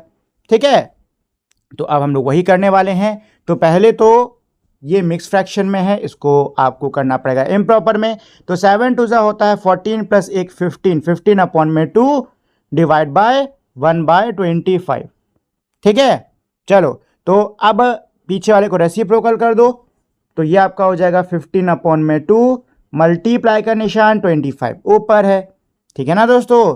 तो चलो इसको सॉल्व कर लेते हैं। तो 15 को 25 से मल्टीप्लाई कर लो, क्योंकि ऊपर नीचे क्रॉस भी डिवाइड हो नहीं रहा है। तो 15 25 जा कितना होता है, देखो 25 10 जा हो जाएगा 250, और 25 5 जा हो जाएगा 100 125, तो 250 350 375, आंसर आ जाएगा आपका 375 अपॉन में 2। ठीक है, अब आप चाहो तो डेसिमल में इसका आंसर निकाल सकते हो, वैसे इसमें यहाँ पे इतने पे छोड़ा गया है तो हम इसको इतने पे छोड़ देते हैं। ठीक है, तो ये आ जाएगा इसका आंसर। नेक्स्ट है इसमें एग्जाम्पल नंबर 5 क्या है, this problem was posed by Chaturveda Prithudakaswami 860 CE in his commentary on Brahmagupta book Brahma Sphuta Siddhanta. क्या कह रहा है कि ये जो प्रॉब्लम है, ये जो सवाल है, ये चतुर्वेदा पृथुदक स्वामी द्वारा 1860 में ब्रह्मगुप्त जी की जो किताब थी जिसका नाम है ब्रह्मा स्फुहता सिद्धांत, इसके ऊपर इन्होंने एक ये प्रॉब्लम, एक ये सवाल पूछा था। ठीक है, मतलब इसकी कमेंट्री पे इन्होंने सवाल पूछा था। सवाल क्या है, 4 फाउंटेन्स फिल आ सिट्रिन, मतलब 4 फवारे हैं जो कि सिट्रिन पानी इकट्ठा करने की जगह होती है, उसको क्या कह रहे हैं कि 4 फवारे जो कि उसको भर रहे हैं। The first fountain can fill the cistern in a day, पहला जो फवारा है वो एक दिन में उस जगह को भर रहा है। The second can fill it in half a day, दूसरा जो है वो उस जगह को आधे दिन में भर रहा है। The third can fill it in a quarter of a day, जो तीसरा है वो दिन के चौथाई हिस्से में उस जगह को भर दे रहा है। The fourth can fill the cistern in 1/5 of a day, और जो चौथा है वो दिन के 50वें हिस्से में उस जगह को भर दे रहा है। If they all flow together, अगर ये सारे साथ में बहते हैं, in how much time will they fill the cistern, तो कितने समय में ये उस जगह को भरेंगे। Let us solve this problem step by step, चलिए इस प्रॉब्लम को हम लोग स्टेप बाय स्टेप सॉल्व करते हैं। तो यहाँ पे आप देख सकते हो कि सबसे पहले जो पहला फाउंटेन जो कि उस जगह को एक दिन में भर रहा है, तो उसको इन्होंने करा 1 से डिवाइड करा, आंसर आपका 1 आया। ठीक है, सेकेंड अब आप कह सकते हो जो कि हाफ भर रहा है, मतलब आधे दिन में भर दे रहा है उस जगह को, उससे डिवाइड कर रहे हैं, तो भाई डिवाइड करोगे तो 1 रेसिप्रोकल कर दोगे 2 ऊपर हो जाएगा, आंसर आ जाएगा 2। ठीक है, ऐसे ही थर्ड वाले में देखो 1/4 है, क्योंकि चौथाई दिन के चौथाई में भरा था ना, 1/4 में भरा था, तो इसको सॉल्व करोगे तो 1 रेसिप्रोकल करोगे तो ऊपर 4 आ जाएगा, ये हो गया 4। ऐसे ही इसमें भी ऊपर 5 आ जाएगा, ये हो गया 5। ठीक है दोस्तों, तो कितना है 1 2 4 5, तो 1 2 4 5। ठीक है, तो इसको ऐड करने पे कितना आंसर आ रहा है, इसको ऐड करने पे आंसर आ रहा है 12। ठीक है, the number of times the 4 fountains together will fill the cistern in a day is, क्या कह रहे हैं कि भाई जो अगर इन चारों फाउंटेन्स को साथ में छोड़ दिया जाता है तो एक दिन में ये 12 बार उस जगह को भर डालेंगे। ठीक है, अगर चारों जो फाउंटेन्स हैं उनको एक साथ खोल दिया जाता है तो ये एक दिन में 12 बार उस फाउंटेन को भर डालेंगे। ठीक है ना। अच्छा, सवाल जो था वो क्या था, सवाल इसमें ये पूछा था कि आपको ये बताना है कि उस उस जगह को भरने के लिए कितना समय चाहिए, यही तो पूछा था। सवाल क्या पूछा था, सवाल यही तो पूछा था, how much time will they fill the cistern, कितने समय भरेंगे। तो भाई अब देखो, आपको पता है दिन में 12 बार वो भर रहा है कि नहीं भर रहा है, भर रहे हैं, ये आपको पता है। तो दिन में 12 बार भर रहे हैं, हमको एक बार भरने का टाइम पता करना है, तो यही इसका आंसर हो गया। ठीक है ना, ये इसका आंसर हो गया। ठीक दोस्तों, चलिए अगला है इसमें fractional relation. Here is a square with some lines drawn inside, क्या कह रहे हैं, ये स्क्वायर है जिसमें अंदर कुछ लाइनें हमारे ड्रॉ हैं। What fraction of area of the whole square does the shaded region occupy, क्या कह रहे हैं कि आपको बताना है कि पूरे स्क्वायर का कितना हिस्सा, पूरे स्क्वायर का कितना हिस्सा ये जो शेडेड रीजन है इसने घेर रखा है। ठीक है, तो हम लोग को इसका एरिया निकालना है, जो शेडेड पोर्शन नहीं है इस पूरे स्क्वायर में से इसका एरिया निकालना है। ठीक है, तो देखो इसको कैसे करेंगे, there are different ways to solve this problem, इस प्रॉब्लम को सॉल्व करने के कई सारे अलग अलग तरीके हैं। Here is one of them, यहाँ पे उनमें से एक है, let the area of the whole square be 1 square unit, क्या कह रहे हैं कि भाई पूरे स्क्वायर का जो एरिया है उसको 1 स्क्वायर यूनिट मान लेते हैं। We can see that the top right square in figure 8.5 occupies 1/4 of the area of the whole square। क्या कह रहे हैं कि भाई फिगर 8.5 में हम देख पा रहे हैं कि ये वाला जो स्क्वायर है, ये इस पूरे स्क्वायर का 1/4 हिस्सा इसने घेर रखा है। ठीक है, तो इस पूरे का एरिया कितना हो गया? इस पूरे का एरिया हो गया 1/4। ठीक है, 1/4 हो गया, ये आप देख सकते हो। ठीक, अच्छा, अब जब इसके भी अंदर जाएंगे, तो आप देख सकते हो कि इस 1/4 का भी क्या कर रहे हैं, ये हाफ कर दे रहे हैं। तो 1/4 का भी आप हाफ कर दे रहे हो तो कितना हो जाएगा? 1 1 जा 1, 4 2 जा 8, मतलब इतने का हो गया एरिया। क्या? इतने का हो गया 1/8, इतने का हो गया 1/8। ठीक है, इतने का निकाल लिया है 1/8। हमको वैसे सिर्फ इतने का पता करना है ना, तो अभी इतने का भी पता करेंगे। फिलहाल ये पूरा है मेरा 1/8। ठीक, let us look at the red square. The area of triangle inside it yellow colored is half of the area of the red square. वही कह रहे कि भाई जो क्या बोलते हैं, ये पूरा जो ट्राइंगल है ना, ये इसका हाफ है, तो इसका 1/8 स्क्वायर यूनिट हो गया। ठीक है, अच्छा, the shaded region occupy 3/4 of the area. अब क्या कह रहे हैं, जो शेडेड रीजन है उसने एरिया का 3/4 घेर रखा है। तो देखो, अगर मैं यहाँ पे ऐसे एक लाइन ड्रॉ कर देता हूँ, तो अब देखो, एक ये ट्राइंगल है, एक ये ट्राइंगल है, एक ये ट्राइंगल है, एक ये ट्राइंगल है, ये सब ट्राइंगल बढ़ गए कि नहीं बढ़ गए? बढ़ गए ना। तो टोटल कितने हो गए? यहाँ 4 ट्राइंगल हो गए, उनमें से कितने शेड हैं? 3 शेडेड है मेरे। ठीक है ना, तो इतने का एरिया कितना आ गया? इतने का एरिया आ चुका है 3/4। ठीक है, अच्छा, इससे पहले हम 1/8 एरिया निकाल चुके हैं ऑलरेडी। ठीक है, तो इसमें इसको मल्टीप्लाई कर लो, तो 3 1 जा 3 और 8 4 जा 32। ठीक है, 8 4 जा 32। तो दोस्तों ये आ गया इसका आंसर। तो इस पूरे का, सॉरी, इतने हिस्से का मेरा एरिया कितना है? शेडेड रीजन का मेरा एरिया है 3/32। इसका एरिया क्या है? इतने का एरिया है 3/32। क्या है? 3/32। ठीक है दोस्तों, चलिए आगे बढ़ते हैं। A dramatic donation. The following problem is translated from Bhaskaracharya's Bhaskara second book Lilavati written in 1150 CE। क्या कह रहे हैं कि भाई ये जो प्रॉब्लम है, ये जो सवाल है, इसको भास्कराचार्य जी, जिनको भास्कर द्वितीय भी कहते हैं, उनकी किताब लीलावती, जो कि इन्होंने 1150 CE में लिखी थी, उससे ट्रांसलेट करा गया है। तो सवाल क्या है? सवाल है, O wise one, a miser gave to a beggar 1/5 of 1/16 of 1/4 of 1/2 of 2/3 of 3/4 of the dharma. If you know the mathematics of the fractions well, tell me, O child, how many cowries shell were given by the miser to the beggar. क्या कह रहे हैं कि ओ अकलमंद, एक माइजर यानी कि एक कंजूस है, उसके द्वारा भिखारी को 3/4 का 2/3, 1/2, 1/4, 1/16 का 1/50 हिस्सा दिया गया है। किसका?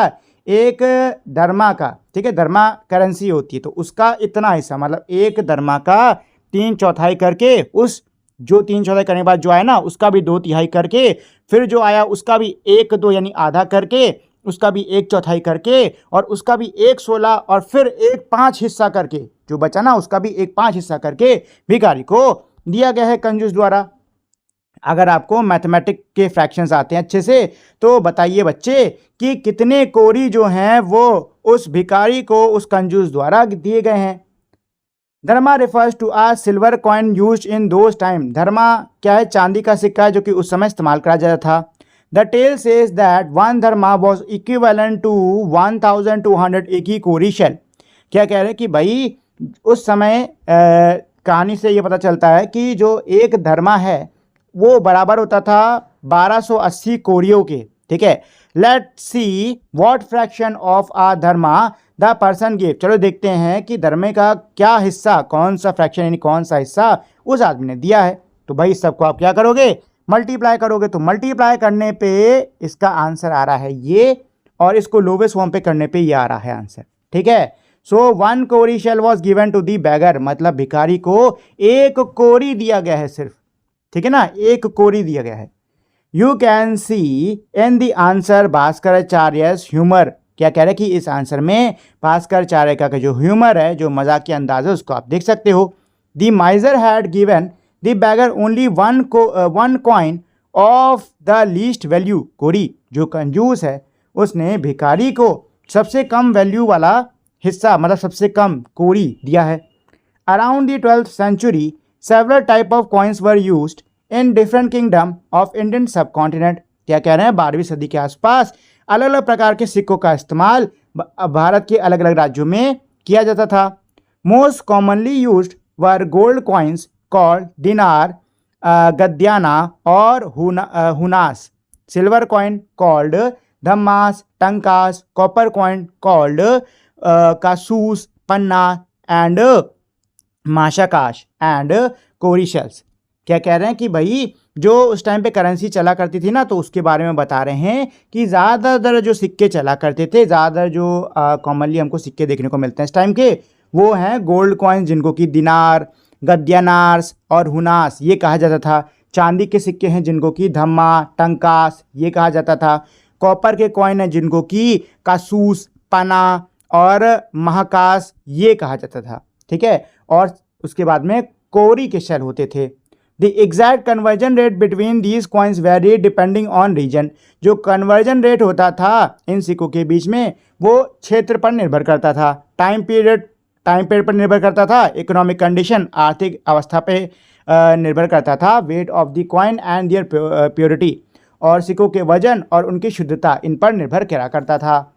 Gold coins had high value, सोने के सिक्कों की वैल्यू ज़्यादा होती थी, and were used in large transactions and to store wealth, और इनका इस्तेमाल बहुत बड़े बड़े ट्रांजेक्शन में करा जाता था, बहुत ज़्यादा मतलब पैसे वाले उसमें करा जाता था, और धन को इकट्ठा करने के लिए इसका इस्तेमाल होता था। Silver coins were more commonly used in everyday transaction. चांदी के सिक्कों का इस्तेमाल रोज़मर्रा के जीवन में जो भी पैसे का आदान प्रदान है उसमें किया जाता था। Copper coins had low value and were used in smaller transactions. Copper coin की लो वैल्यू थी, और जो छोटे छोटे ट्रांजेक्शन हैं, जो छोटे छोटे पैसों का लेन देन है, उसमें इसका इस्तेमाल होता था। Cowry shells were the lowest denominations and were used in very small transaction and as change. क्या कह रहे, जो कोरी शेल होते थे इनका जो कह सकते हो इनकी जो वैल्यू थी सबसे ज़्यादा छोटी होती थी, और इनका इस्तेमाल बहुत ही छोटी लेन देन में या फिर छुट्टों के रूप में करा जाता था। If we assume 1 gold dinar equals to 12 silver dhamas, 1 silver dhama equal to 4 copper panna, 4 copper panna 6 equal to 6 mashakas and 1 panna equals to 30 kori shells। क्या कह रहे हैं कि अगर हम मान लेते हैं कि एक जो सोने का दिनार है वो 12 चांदी के धम्मा के बराबर होता था, एक चांदी का जो धम्मा है वो 4 कॉपर के पन्ना के बराबर होता था, एक कॉपर का पन्ना जो है वो 6 मशकास के बराबर होता था, और एक पन्ना जो है वो 30 कोरियों के बराबर होता था। तो अब आपको यहाँ पे इनकी वैल्यू लिखनी होगी। ठीक है, कि एक कोरी कितने कॉपर पन्ना के बराबर होगा, एक कोरी जो है वो कितने कॉपर के पन्ना के बराबर होगा। ठीक है, तो कोरी 30 कोरी एक पन्ना के बराबर है। ठीक है, 30 कोरी कितना, एक पन्ना के बराबर, तो यहाँ पे 1/30 हो जाएगा इसका आंसर। ठीक है, 1 कोरी शेल गोल्ड दिनार। अब बताना एक कोरी शेल कितने गोल्ड दिनार के बराबर है। तो देखो यहाँ से ना अब आपको क्या करना है, ऐसे रिवर्स में मल्टीप्लाई करते जाना है इस तरीके से। ठीक है, इन सभी की वैल्यू को, और जब आप सबको लिख के मल्टीप्लाई कर दोगे ना तो इसका आंसर आ जाएगा।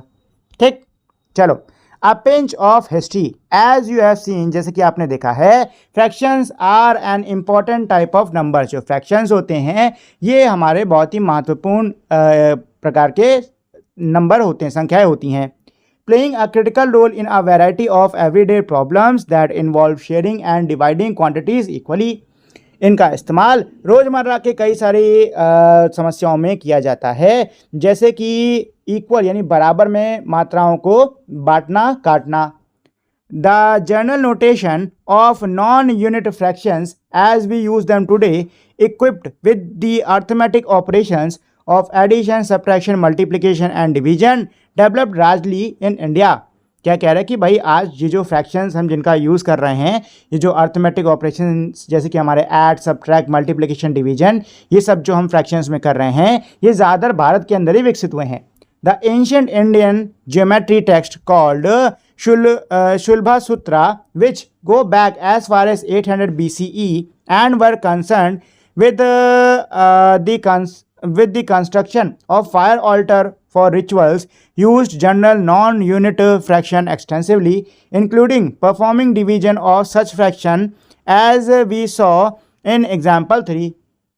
क्या कह रहे हैं कि भाई एक बहुत ही पुरानी प्राचीन भारतीय ज्योमेट्रिकल एक टेक्स्ट एक लेख है जिसका नाम है शुल्भा सूत्रा, जो कि 800 BCE में लिखी गई थी। इसके अंदर जो फायर ऑल्टर होता है, यानी कि जो यज्ञ कुंड नहीं होता है, उसके कंस्ट्रक्शन में, उसके बनाने में जो नॉन यूनिट फ्रैक्शंस होते हैं ना, उनका यूज़ में करा गया है। ठीक है, और इसको हम लोगों ने एग्जाम्पल नंबर 3 में देखा भी है।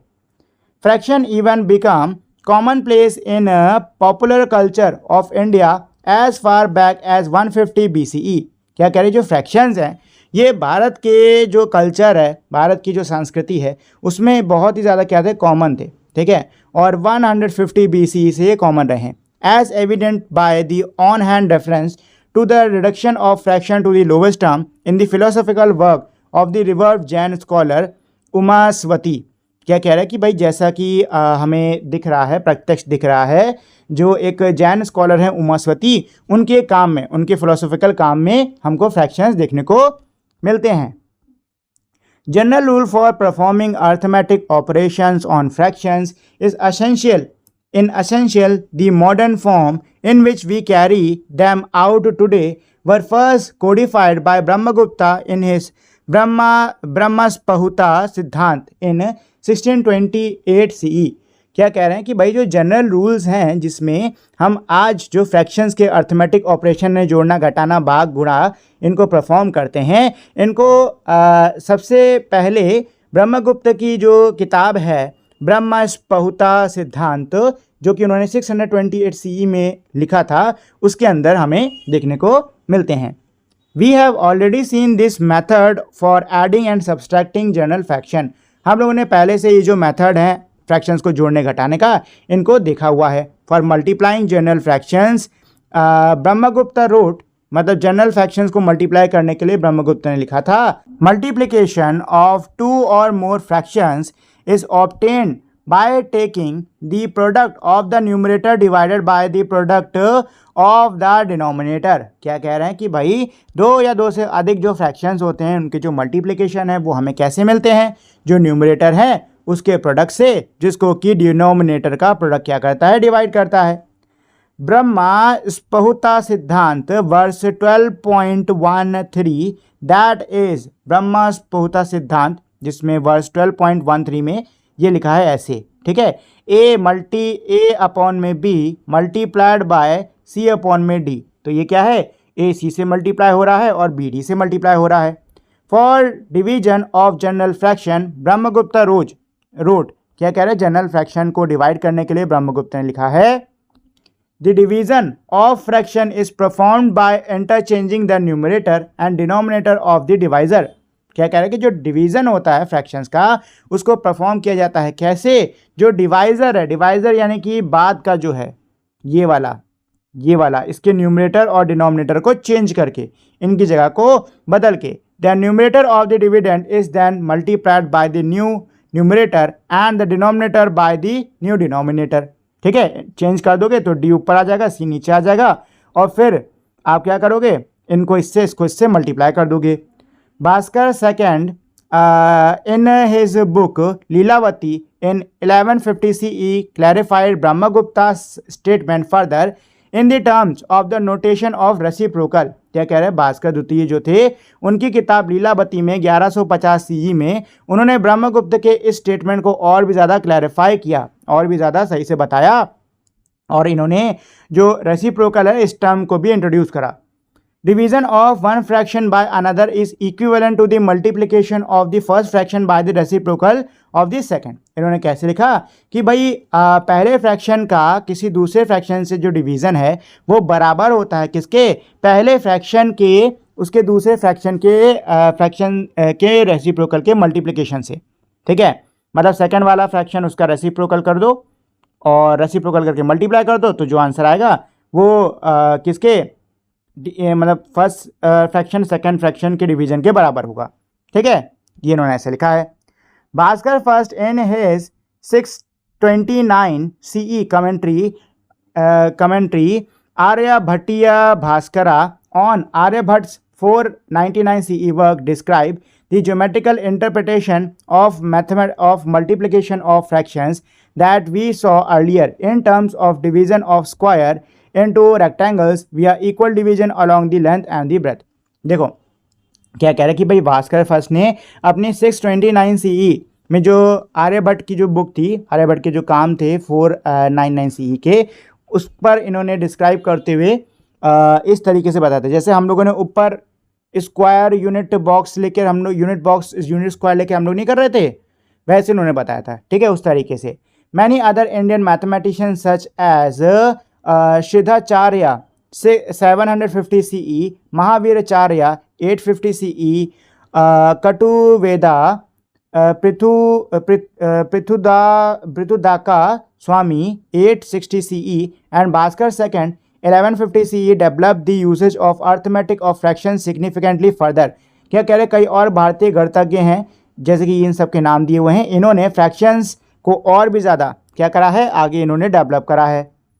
The Indian theory of fraction and arithmetic operation on them was transmitted to and its usage developed further by Arab and African mathematicians such as Al-Hussein 1192 CE of Morocco।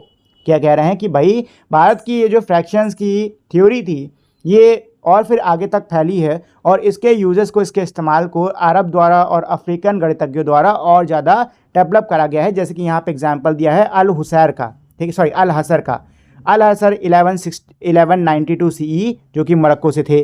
The theory was then transmitted to Europe via the Arab over the next few centuries. और ये जो theory है फिर ये आगे जाकर Europe तक पहुंचती है अरब से होते हुए, मतलब कुछ सेंचुरीज में अरब से होते हुए ये यूरोप तक पहुंचती है। एंड कम इनटू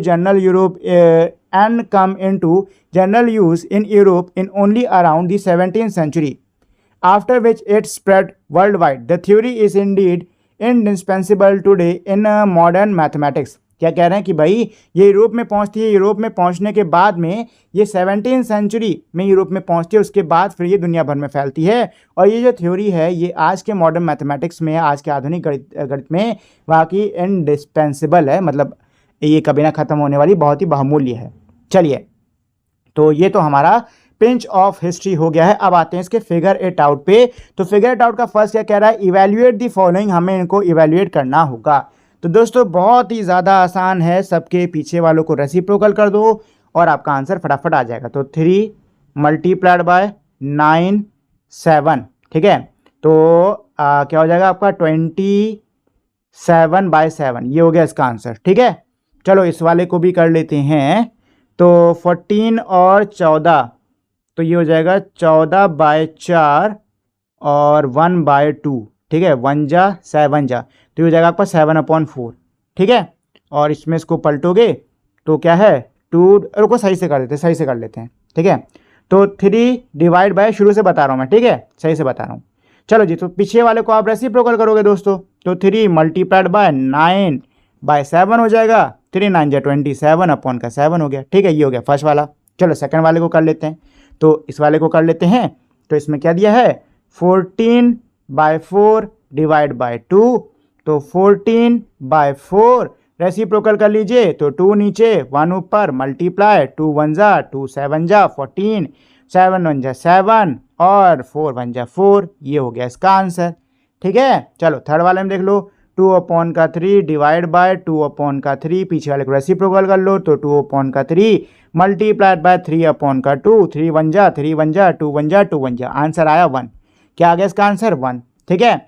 इस वाले को सॉल्व कर लेते हैं। तो है मेरा 14/6 डिवाइड बाय 7/3, तो 14/6 दोस्तों मल्टीप्लाई हो जाएगा, रेसिप्रोकल कर लो, तो ये 3 1 जा 3 2 जा 7 1 जा 7 2 जा 2 1 जा 2 1 जा, फिर से आ गया आपका 1, ठीक है, फिर से इसका भी आ रहा है 1, ठीक है दोस्तों। चलिए नेक्स्ट इस वाले पर चलते हैं। तो क्या है 4/3 डिवाइड बाय 3/4, पीछे वाले को रेसिप्रोकल कर लो, तो 4/3 मल्टीप्लाइड बाय 4/3, ठीक है, तो 4 4 जा 16, 3 3 जा 9, ये हो गया इसका आंसर। अच्छा, वैसे अगर आप लोग चाहो तो इसका मिक्स फ्रैक्शन भी बना सकते हो।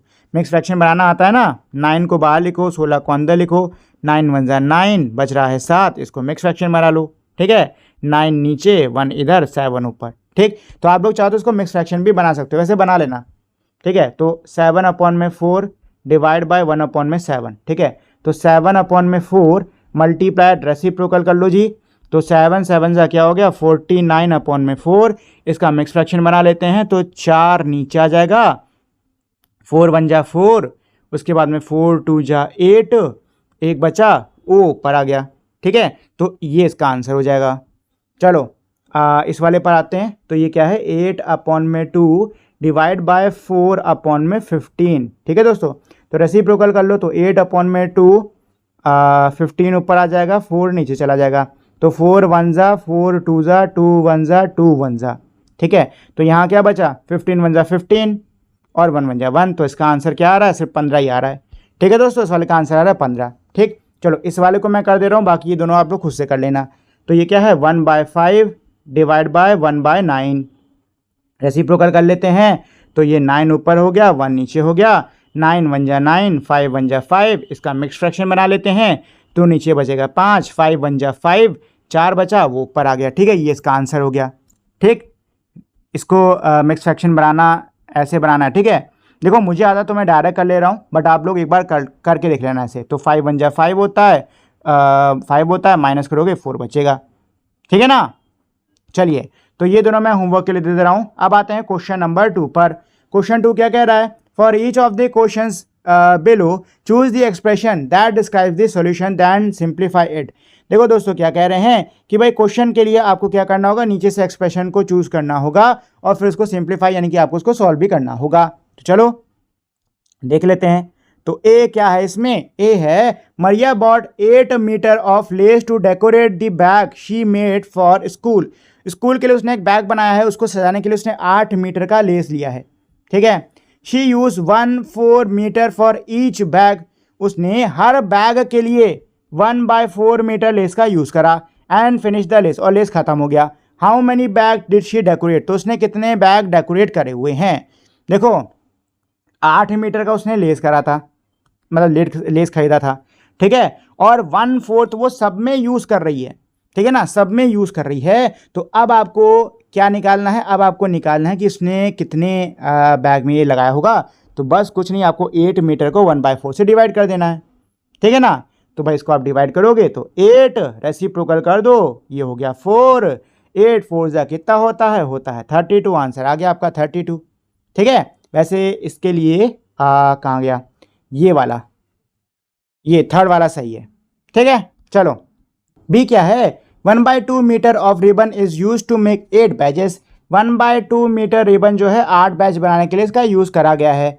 What is the length of the ribbon use for each batch. तो बताओ हर बैच को बनाने के लिए कितने रिबन का यूज किया गया होगा। तो देखो टोटल कितनी है रिबन की लंबाई 1/2, कितने बैच बनाए गए हैं 8 बैच बनाए गए हैं। तो बस अब आप इसको डिवाइड करोगे तो 1/2 मल्टीप्लाई रेसिप्रोकल 1/8 हो जाएगा, और सॉल्व करोगे तो आंसर आ जाएगा 1/16, ठीक है ना दोस्तों। ये हो गया इसका आंसर, और इसमें होगा ये फोर्थ वाला सही, ठीक है। चलो सी पर चलते। सी क्या कह रहा है, a baker need 1.6 kg of flour to make 1 loaf of bread, he has 5 kg of flour, how many loaf of bread can he make. एक बेकर को एक लोफ ऑफ ब्रेड जो होता है ना ये बड़ा वाला, तो उसको बनाने के लिए उसको 1.6 kg आटा लग रहा है। तो बताओ 5 किलो आटे में वो कितने इसको बना लेगा, क्या बोलते हैं लोफ ऑफ ब्रेड बना लेगा, ठीक है। तो देखो कितना है उसके पास में आटा, टोटल आटा है 5 किलो, ठीक है। आटा है 5 किलो और हर एक लोफ ऑफ ब्रेड बनाने के लिए कितना लग रहा है 1/6, ठीक है। 1/6 लग रहा है। तो अब अगर आप इसको इससे डिवाइड कर देते हो तो आपका आंसर आ जाएगा, ठीक है ना। तो कहाँ है थर्ड वाला है, चलो सॉल्व कर लेते हैं। तो 5 मल्टीप्लाइड बाय 6 ऊपर हो जाएगा, रेसिप्रोकल करा ना, और 6 5 जा 30 मतलब 30, ठीक है ना। मतलब अब वो 30 लोफ ऑफ ब्रेड बना सकता है 5 kg फ्लावर में, ठीक है ना दोस्तों। चलो तो 3 पर चलते हैं। क्वेश्चन 3 क्या कह रहा है, if 1/4 kg of flour is use to make 12 rotis, how much flour is use to make 6 roti. अगर 1/4 किलो जो आटा है वो लग रहा है 12 रोटी बनाने में, तो बताओ 6 रोटी बनाने में कितना आटा लगेगा, ठीक है। तो ये करना। तो देखो 1/4 लग रहा है किसमें, 12 रोटी बनाने में, ठीक है। तो इसको सॉल्व कर लो, 1/4 रेसिप्रोकल 1 क्या हो जाएगा 12 हो जाएगा, मल्टीप्लाई कर दोगे तो आ जाएगा 1/48, ठीक है 1/48 है कि नहीं। मतलब ये है कि एक रोटी बनाने में 1/48 इतना आटा लग रहा है। अब मुझे एक रोटी का पता चल गया, 6 रोटी का निकाल लेते हैं, मल्टीप्लाइड बाय 6 कर लो। तो 6 1 जा और 6 8 जा 48। तो आंसर क्या आ गया दोस्तों, 1/8 आ गया। क्या आ गया 1/8, यानी कि 1/8 kg आटा मुझे चाहिए 6 रोटी बनाने में, ठीक है दोस्तों। चलो तो अब आगे फोर्थ वाले पे चलते हैं। तो फोर्थ क्वेश्चन क्या कह रहा है, फोर्थ क्वेश्चन है पति गणितः a book written by Siddhacharya in 9th century CE mention this problem। पति गणित ये एक किताब है जो कि सिद्धाचार्य द्वारा 9th century CE में लिखी गई थी, उसमें ये प्रॉब्लम है। Friend after thinking what sum will be obtained by adding together 1 divided by 1/6, 1 divided by 1/10, 1 divided by 1/13, 1 divided by 1/9 and 1 divided by 1/2, what should the friend say। क्या है problem, question ये है कि दोस्त सोचने के बाद बताओ कि क्या सम हमको मिलेगा जब हम इनको जोड़ेंगे। किनको जोड़ेंगे, 1 डिवाइड बाय 1/6 को, 1 डिवाइड बाय 1/10 को, 1 डिवाइड बाय 1/13 को, 1 डिवाइड बाय 1/9 और 1 डिवाइड बाय 1/2 को। इन सबको अगर हम जोड़ेंगे तो क्या आंसर आएगा, ठीक है ना। तो देखो इसको सॉल्व करना बहुत ही ज़्यादा आसान है, ठीक है। देखो इसको ऐसे करो, क्या बोलते हैं 1/6 है ना, तो डिवाइड इसको आप सॉल्व करो तो रेसिप्रोकल हो जाएगा, है कि नहीं। तो 6 1 6 आने वाला है, मतलब ये है कि इसका आंसर आएगा 6, इसका आंसर आएगा 10, इसका आएगा आपका 13, इसका आएगा 9 और इसका आएगा 2, ठीक है। अब आपको बस कुछ नहीं करना, इन सबका सम कर लेना है, ठीक है। तो चलो सम कर लेते हैं। तो 6 10 16 16 16 17 18 और 18 28 1 कम 27 27 3 जोड़ होता है 30 और आंसर आ गया 40। तो कितना आ गया दोस्तों, इसका आंसर आ चुका है 40 यानी कि 40, ठीक है। इसका आंसर कितना आएगा, इसका आंसर आएगा आपका 40, ठीक है ना दोस्तों, इसका आंसर आ गया 40, ठीक। चलो क्वेश्चन नंबर 5 पर आते हैं। क्वेश्चन 5 क्या कह रहा है, Meera is reading a novel that has 400 pages. Meera एक नॉवल को पढ़ रही है जिसमें 400 पन्ने हैं। She read 1/5 of the pages yesterday, उसने कल 1/5 हिस्सा पेजेस का पढ़ लिया था। 3/10 ऑफ पेजेस टुडे, आज उसने 3/10 पढ़ लिए हैं। How many more pages does she need to read to finish the novel. Novel को खत्म करने के लिए उसे और कितने पन्ने पढ़ने हैं, ठीक है। देखो क्वेश्चन बहुत ही आसान है, ठीक है। तो आपको क्या करना है, आपको पता लगा देना है कि भाई 400 पन्ने का 1/5 कितना होगा और 400 पन्ने का 3/10 कितना होगा। अगर ये पता चल जाता है तो इनको ऐड कर लेना, तो आपको ये पता चल जाएगा कि उसने कितने पन्ने पड़े हुए हैं, ठीक है। और जो आंसर आएगा ना उसको 400 से माइनस कर देना, तो आपको पता चल जाएगा कि कितने पन्ने बचे हुए हैं, ठीक है। सीधा सा है। तो चलो भाई सॉल्व कर लेते हैं। तो पहले 1/5 निकालेंगे 400 का, ठीक है। फिर 3/10 निकालेंगे 400 का, ठीक है। फिर दोनों का ऐड भी करना है। तो 4 1 जा 4 सॉरी 5 1 जा 5 5 8 जा, ठीक है 0 आ गया 80 इसका आंसर, ठीक है। तो 0 0 गया और 3 4 जा 12, इसका आ गया 12, ठीक है। तो कितने हो गए 0 सॉरी हाँ, तो कितने हो गए 80 + 120 हो गया 200। मतलब उसने 200 पन्ने पढ़ लिए हैं, 200 पन्ने पढ़ लिए हैं दोस्तों। तो टोटल है 400 पन्ने, 200 पन्ने पढ़ रही हैं, तो बताओ कितने बचे, 200 ही तो बचे, ठीक है 200 बचे, यही इसका आंसर हो गया, ठीक है ना दोस्तों, यही इसका आंसर हो गया, 200 पन्ने बचे हुए। चलो क्वेश्चन नंबर 6 पर चलते हैं। क्वेश्चन 6 क्या है, a car run 16 kilometres using 1 litre of petrol. एक कार है जो कि 16 किलोमीटर चल रही है 1 लीटर पेट्रोल का यूज करके। How far will it go using 2 whole 3/4 litre of petrol. कितनी दूर जाएगी अगर ये 2 होल 3/4 लीटर इतने लीटर पेट्रोल का यूज कर रही है तो, ठीक है। तो देखो दोस्तों कार जो है 1 लीटर में इतने दूर जा रही थी, तो इतने में कितना जाएगा, इसको निकालने के लिए कुछ नहीं, इससे मल्टीप्लाई कर दो 16 का, ठीक है ना। क्योंकि 1 लीटर में ही तो 1 लीटर की तो वैल्यू दे रखी ना कि 1 लीटर में 16 किलोमीटर जा रही है, तो इतना तेल है, तो इससे मल्टीप्लाई कर दो आंसर आ जाएगा। तो पहले तो इसको इम्प्रॉपर फ्रैक्शन बना लो। तो 4 2 जा 8 और 8 3 कितना होता है 11/4 गुणा 16, 4 1 4 चौक कितना आ गया 44, आंसर आ गया 44 किलोमीटर, ठीक है ना दोस्तों। तो 44 किलोमीटर की जो गाड़ी है ये इतने तेल में ट्रैवल करेगी। ठीक है दोस्तों, चलो 7th क्वेश्चन क्या है। Amritpal decided on a destination for his vacation. Amritpal ने अपने वेकेशन के लिए, अपनी छुट्टी के लिए एक जगह डिसाइड करी। If he take a train, अगर वो ट्रेन से जाता है, it will take him 5 whole 1/6 hour to get there. तो उसको 5 होल नंबर 1/6 आवर लगेंगे वहाँ तक पहुँचने में। इफ़ ही टेक प्लेन, अगर वो प्लेन से जाता है, it will take him 1/2 hour, तो उसको आधा घंटा लगेगा। How many hour does the plane save, कितने घंटे प्लेन बचा रहा है। तो देखो इसको करना बहुत आसान है, आपको बस इन दोनों को माइनस कर देना है। ठीक है, तो 5 होल 1/6 को माइनस कर दो 1/2 से, पता चल जाएगा कितने घंटे ये बचा रहा है। तो चलो सॉल्व कर लेते हैं। तो 6 5 30, 31 अपॉन में 6 और 1/2 से माइनस कर रहे हो। तो देखो 6 और 2 का एलसीएम लोगे ना दोस्तों, तो आंसर आपका 6 ही आएगा। ठीक है, माइनस का निशान लगा लीजिए। तो 6 1 जा 6 और 1 30 1 जा 31। ऐसे ही 2 3 जा 6 और 3 1 जा 3।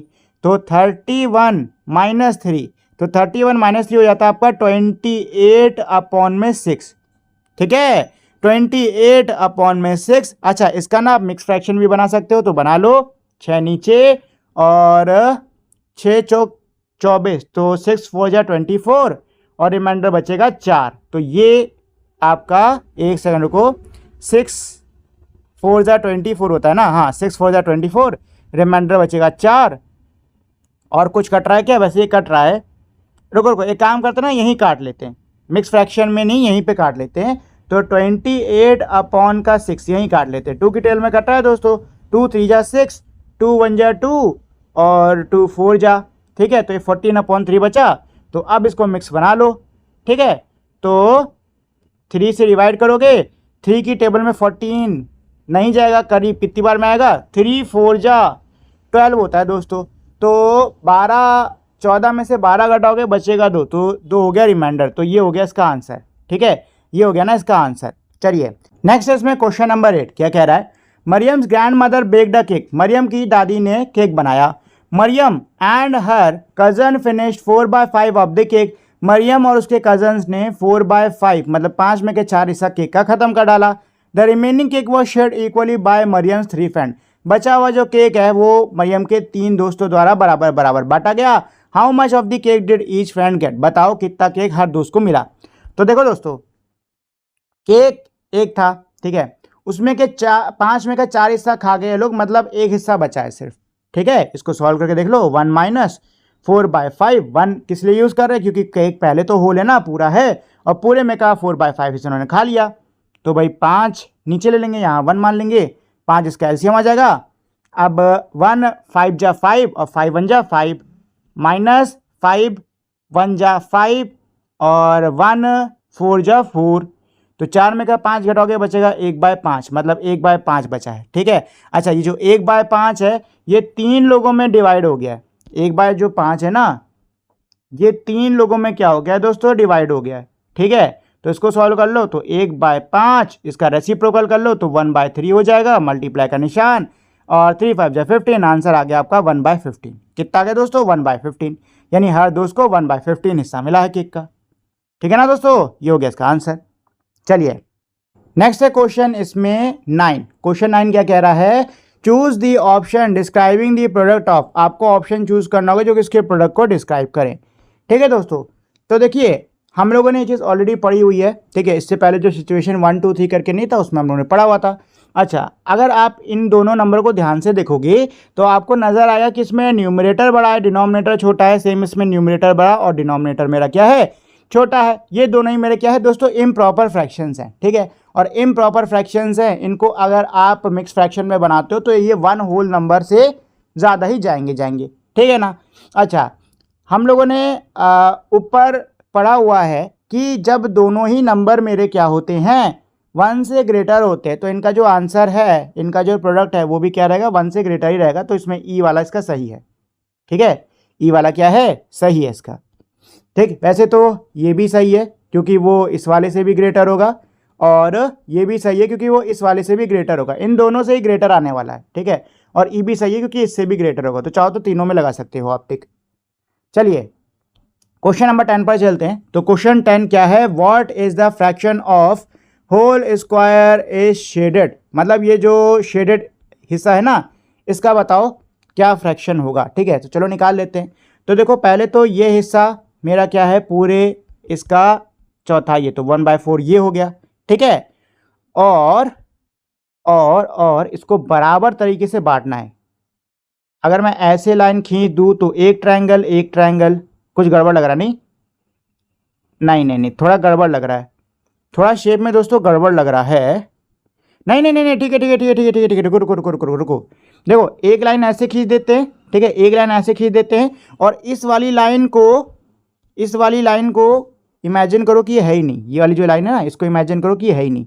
अब देखो ये देखो, क्या ये चारों ट्रायंगल मेरे एक से है कि नहीं है, ये बताओ। अब ये चारों ट्रायंगल मेरे एक से है ना दोस्तों, चारों के चारों एक से।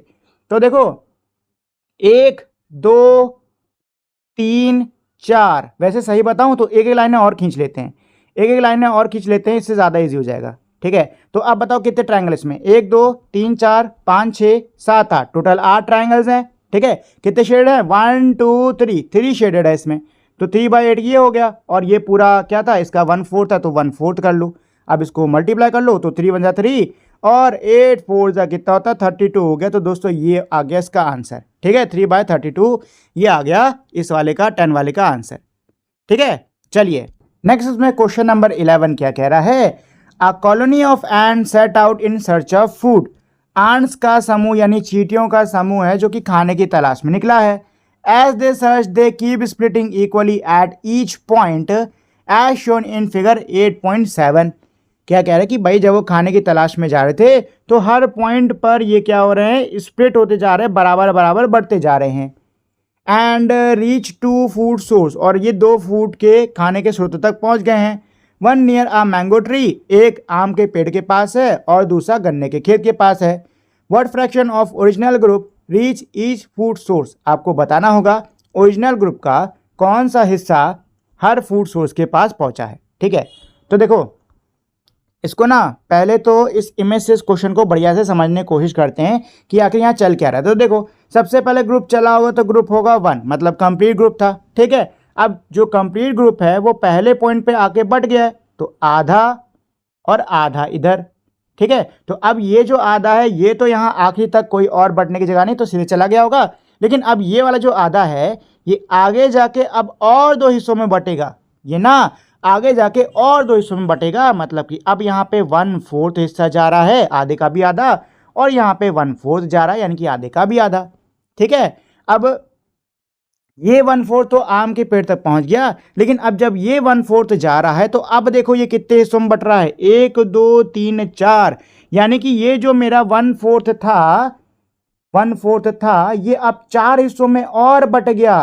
किसमें, 4 हिस्सों में दोस्तों ये और बट गया है। तो 4 4 16, कितना हो गया, 4 4 जा 16, यानी कि 1/16 इधर गया, 1/16 इधर गया, 1/16 इधर गया, और 1/16 क्या है, इधर गया।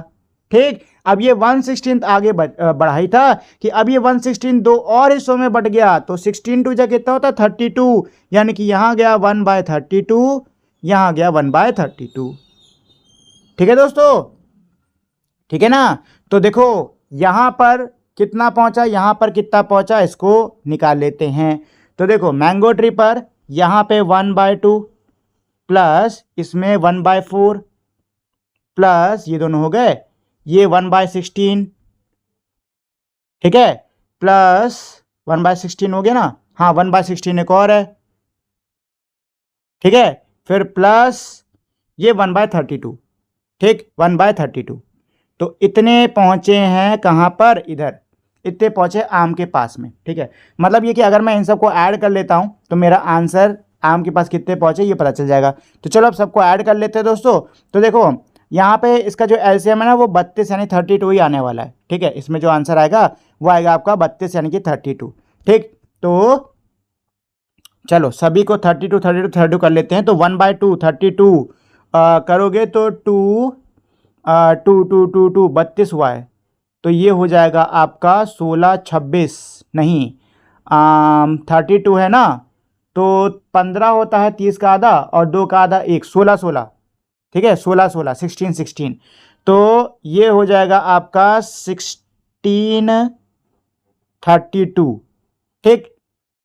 फिर फोर्थ में तो 4 के पहाड़े में कितनी बार में जाता है ये 32, 4 के पहाड़े में जाता है 8 बार में, तो 8 32, ठीक है। उसके बाद में 1/16 था ना, तो 16 2 बार में, तो 32 ऊपर 2 और फिर से 1/16 था तो फिर से 2 32 और आखिरी में तो आपका 1/32 है ही, ठीक है, 1/32 है ही। तो इन सबको ऐड करने पे कितना आ रहा है, तो नीचे आपका 32 रहा, 16 और 8, सॉरी 2 2 4, इसको ऐड कर लो तो 16 4 20 28 और ये 29 29। तो दोस्तों 29/32 ये हिस्सा गया है मैंगो ट्री पर। अच्छा, अब आप लोग चाहो तो डायरेक्ट शुगर केन वाले का आंसर निकाल सकते हो, क्योंकि 32 में के 29 हिस्से तो यहाँ चले गए मैंगो ट्री पर। तो बताओ कितने हिस्से बचे, 32 में से 29 हिस्से तो मैंगो ट्री पर बच गए, तो सीधी सी बात है 32 में 29 घटाओगे बचेगा 3, मतलब जो बचे हुए 32 में के 3 हिस्से हैं वो आपके आके हैं शुगर केन के फील्ड के पास, ठीक है। तो ये हो गया इन दोनों का आंसर, ठीक। चलो नेक्स्ट इसमें क्वेश्चन नंबर 12 क्या है, व्हाट इज 1 - 1/2, और उसके बाद में इस तरीके से दिया है और कह रहे बताइए इन सब का आंसर बताइए। तो दोस्तों यहाँ पर ना हमारे मैथ्स का एक बहुत ही प्यारा सा पैटर्न दिया हुआ है। पैटर्न क्या होता है कि यहाँ पता है आप बिना सॉल्व करें इनका आंसर बता सकते हो। जैसे कि इसका आंसर आएगा 1/3, इस वाले का आंसर आएगा 1/5, इसका आंसर आएगा 1/10, ठीक है। आंसर क्या है, ये जो लास्ट वाला है ना आपका, यही इसका आंसर है, यही इसका क्या होने वाला आंसर है, ठीक है। अच्छा प्रूव करके दिखाता हूँ कि ये आने वाला है कि नहीं आने वाला है।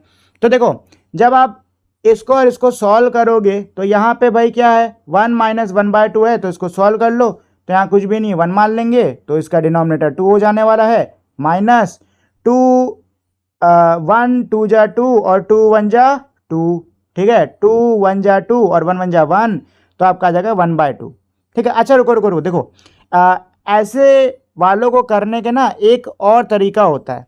इस तरीके के जो मेरे क्वेश्चंस होते हैं इनको करने का एक और तरीका होता है, जिसमें मेरा एक पूरा नंबर दिया होता है और एक फ्रैक्शन में दिया होता है, यहाँ पे प्लस माइनस बीच में कुछ हो रहा होता है। तो इसको करने का बहुत ही आसान तरीका है। तरीका ये है दोस्तों कि आपको क्या करना है, ये डिनोमिनेटर है ना इसको उठाना है और इस वाले नंबर से मल्टीप्लाई कर देना है। क्या करना है, मल्टीप्लाई कर देना है। तो 2 1 जा क्या होता है 2 होता है, और यहाँ जो भी निशान दिया है माइनस है ना, तो इस वाले न्यूमरेटर से इसको जो भी आंसर है ना उसको माइनस कर दो। अगर प्लस होता तो प्लस करते, ठीक है। और अपॉन में कितना आ जाएगा 2 - 1 1 अपॉन में 2, ठीक है। अब मान लो यहाँ पे प्लस दे रखा होता है, ऐसे होता है 1 + 1 अपॉन में 2, सॉरी 2, तो इसको आप ऐसे सॉल्व कर दे 2 1 जा 2 और प्लस का 1 अपॉन में 2, तो ये हो जाता है आपका 3/2। कितना हो जाता है 3/2, ठीक है ना। ये एक तरीका होता है सॉल्व करने का, लेकिन ये तरीका आप तभी लगा सकते हो जब आपको एक फ्रैक्शन में दे रखा हो और दूसरा नंबर इस तरीके से हो आपका, ठीक है, और प्लस माइनस कुछ हो बीच में। चलो तो देखो दोस्तों इसका आंसर आएगा आपका 1/2, इसका आंसर आएगा आपका 2/3, इसका आने वाला है 2/3, इसका आएगा आपका 2/3। एक सेकंड गड़बड़ हो गया, 1/2 इसका आ रहा है, इसका आ रहा है 2/3। अब मल्टीप्लाई कर दोगे तो 2 1 जा कट गया, क्या बचा 1 1 जा 1 और 3 1 जा 3, ठीक है ना। सेम ऐसे ही इसमें भी होने वाला है। इस वाले का आंसर आएगा आपका 1/2, इसका आंसर आ जाएगा आपका 2/3। देखो इसमें भी पैटर्न चल रहा है 3/4 और अगला 4/5। अब देखो 2 2 से कट गया, 3 3 से कट गया, 4 4 से कट गया, कितना बचा बताओ कितना बचा। तो यहाँ पे 1 और इधर बचा 5, ठीक है। सब 1 1 1 हो गए ना, यहाँ पे 1 1 1 हो गए, तो आपका क्या 1/5 आ रहा है कि नहीं दोस्तों, है ना। तो है ना कमाल का यहाँ पे पैटर्न, ठीक है। तो इसमें जनरल स्टेटमेंट करना है इसके लिए, ठीक है। तो जनरल स्टेटमेंट यही है कि भाई इसमें क्या हो रहा है कि ऐसा हमको पैटर्न ऑब्जर्व करने को मिल रहा है कि जो डिनोमिनेटर है वो अगले वाले के न्यूमरेटर से क्या हो जा रहा है, कट जा रहा है, कैंसिल कर दे रहे हैं दोनों एक दूसरे को, ठीक है। और ये लास्ट वाले तक चल रहा है, ठीक है, जिसकी वजह से लास्ट में जो डिनोमिनेटर है वो बच रहा है और पहले का न्यूमरेटर बच रहा है और भाई इसका आंसर हो जा रहा है, ठीक। और इसका जनरल स्टेटमेंट में ऐसे लिख सकते हो फॉर्मूला टाइप का, ठीक है ना। चलो ये हो गया आपका इस वाले का आंसर। तो दोस्तों ये तो था हमारा ये पूरा चैप्टर। उम्मीद करता हूँ आपको ये चैप्टर अच्छे समझ में आ गया होगा। जाने से पहले दोस्तों एक छोटी सी रिक्वेस्ट करना चाहूँगा कि अगर आप लोगों ने अभी तक इस वीडियो को लाइक शेयर और मेरे चैनल को सब्सक्राइब नहीं किया है तो प्लीज़ फटाफट से आप लोग इस वीडियो को लाइक शेयर और मेरे चैनल को सब्सक्राइब कर दीजिए। तो अब हम लोग मिलेंगे हमारी अगली वीडियो में, तब तक के लिए नमस्कार।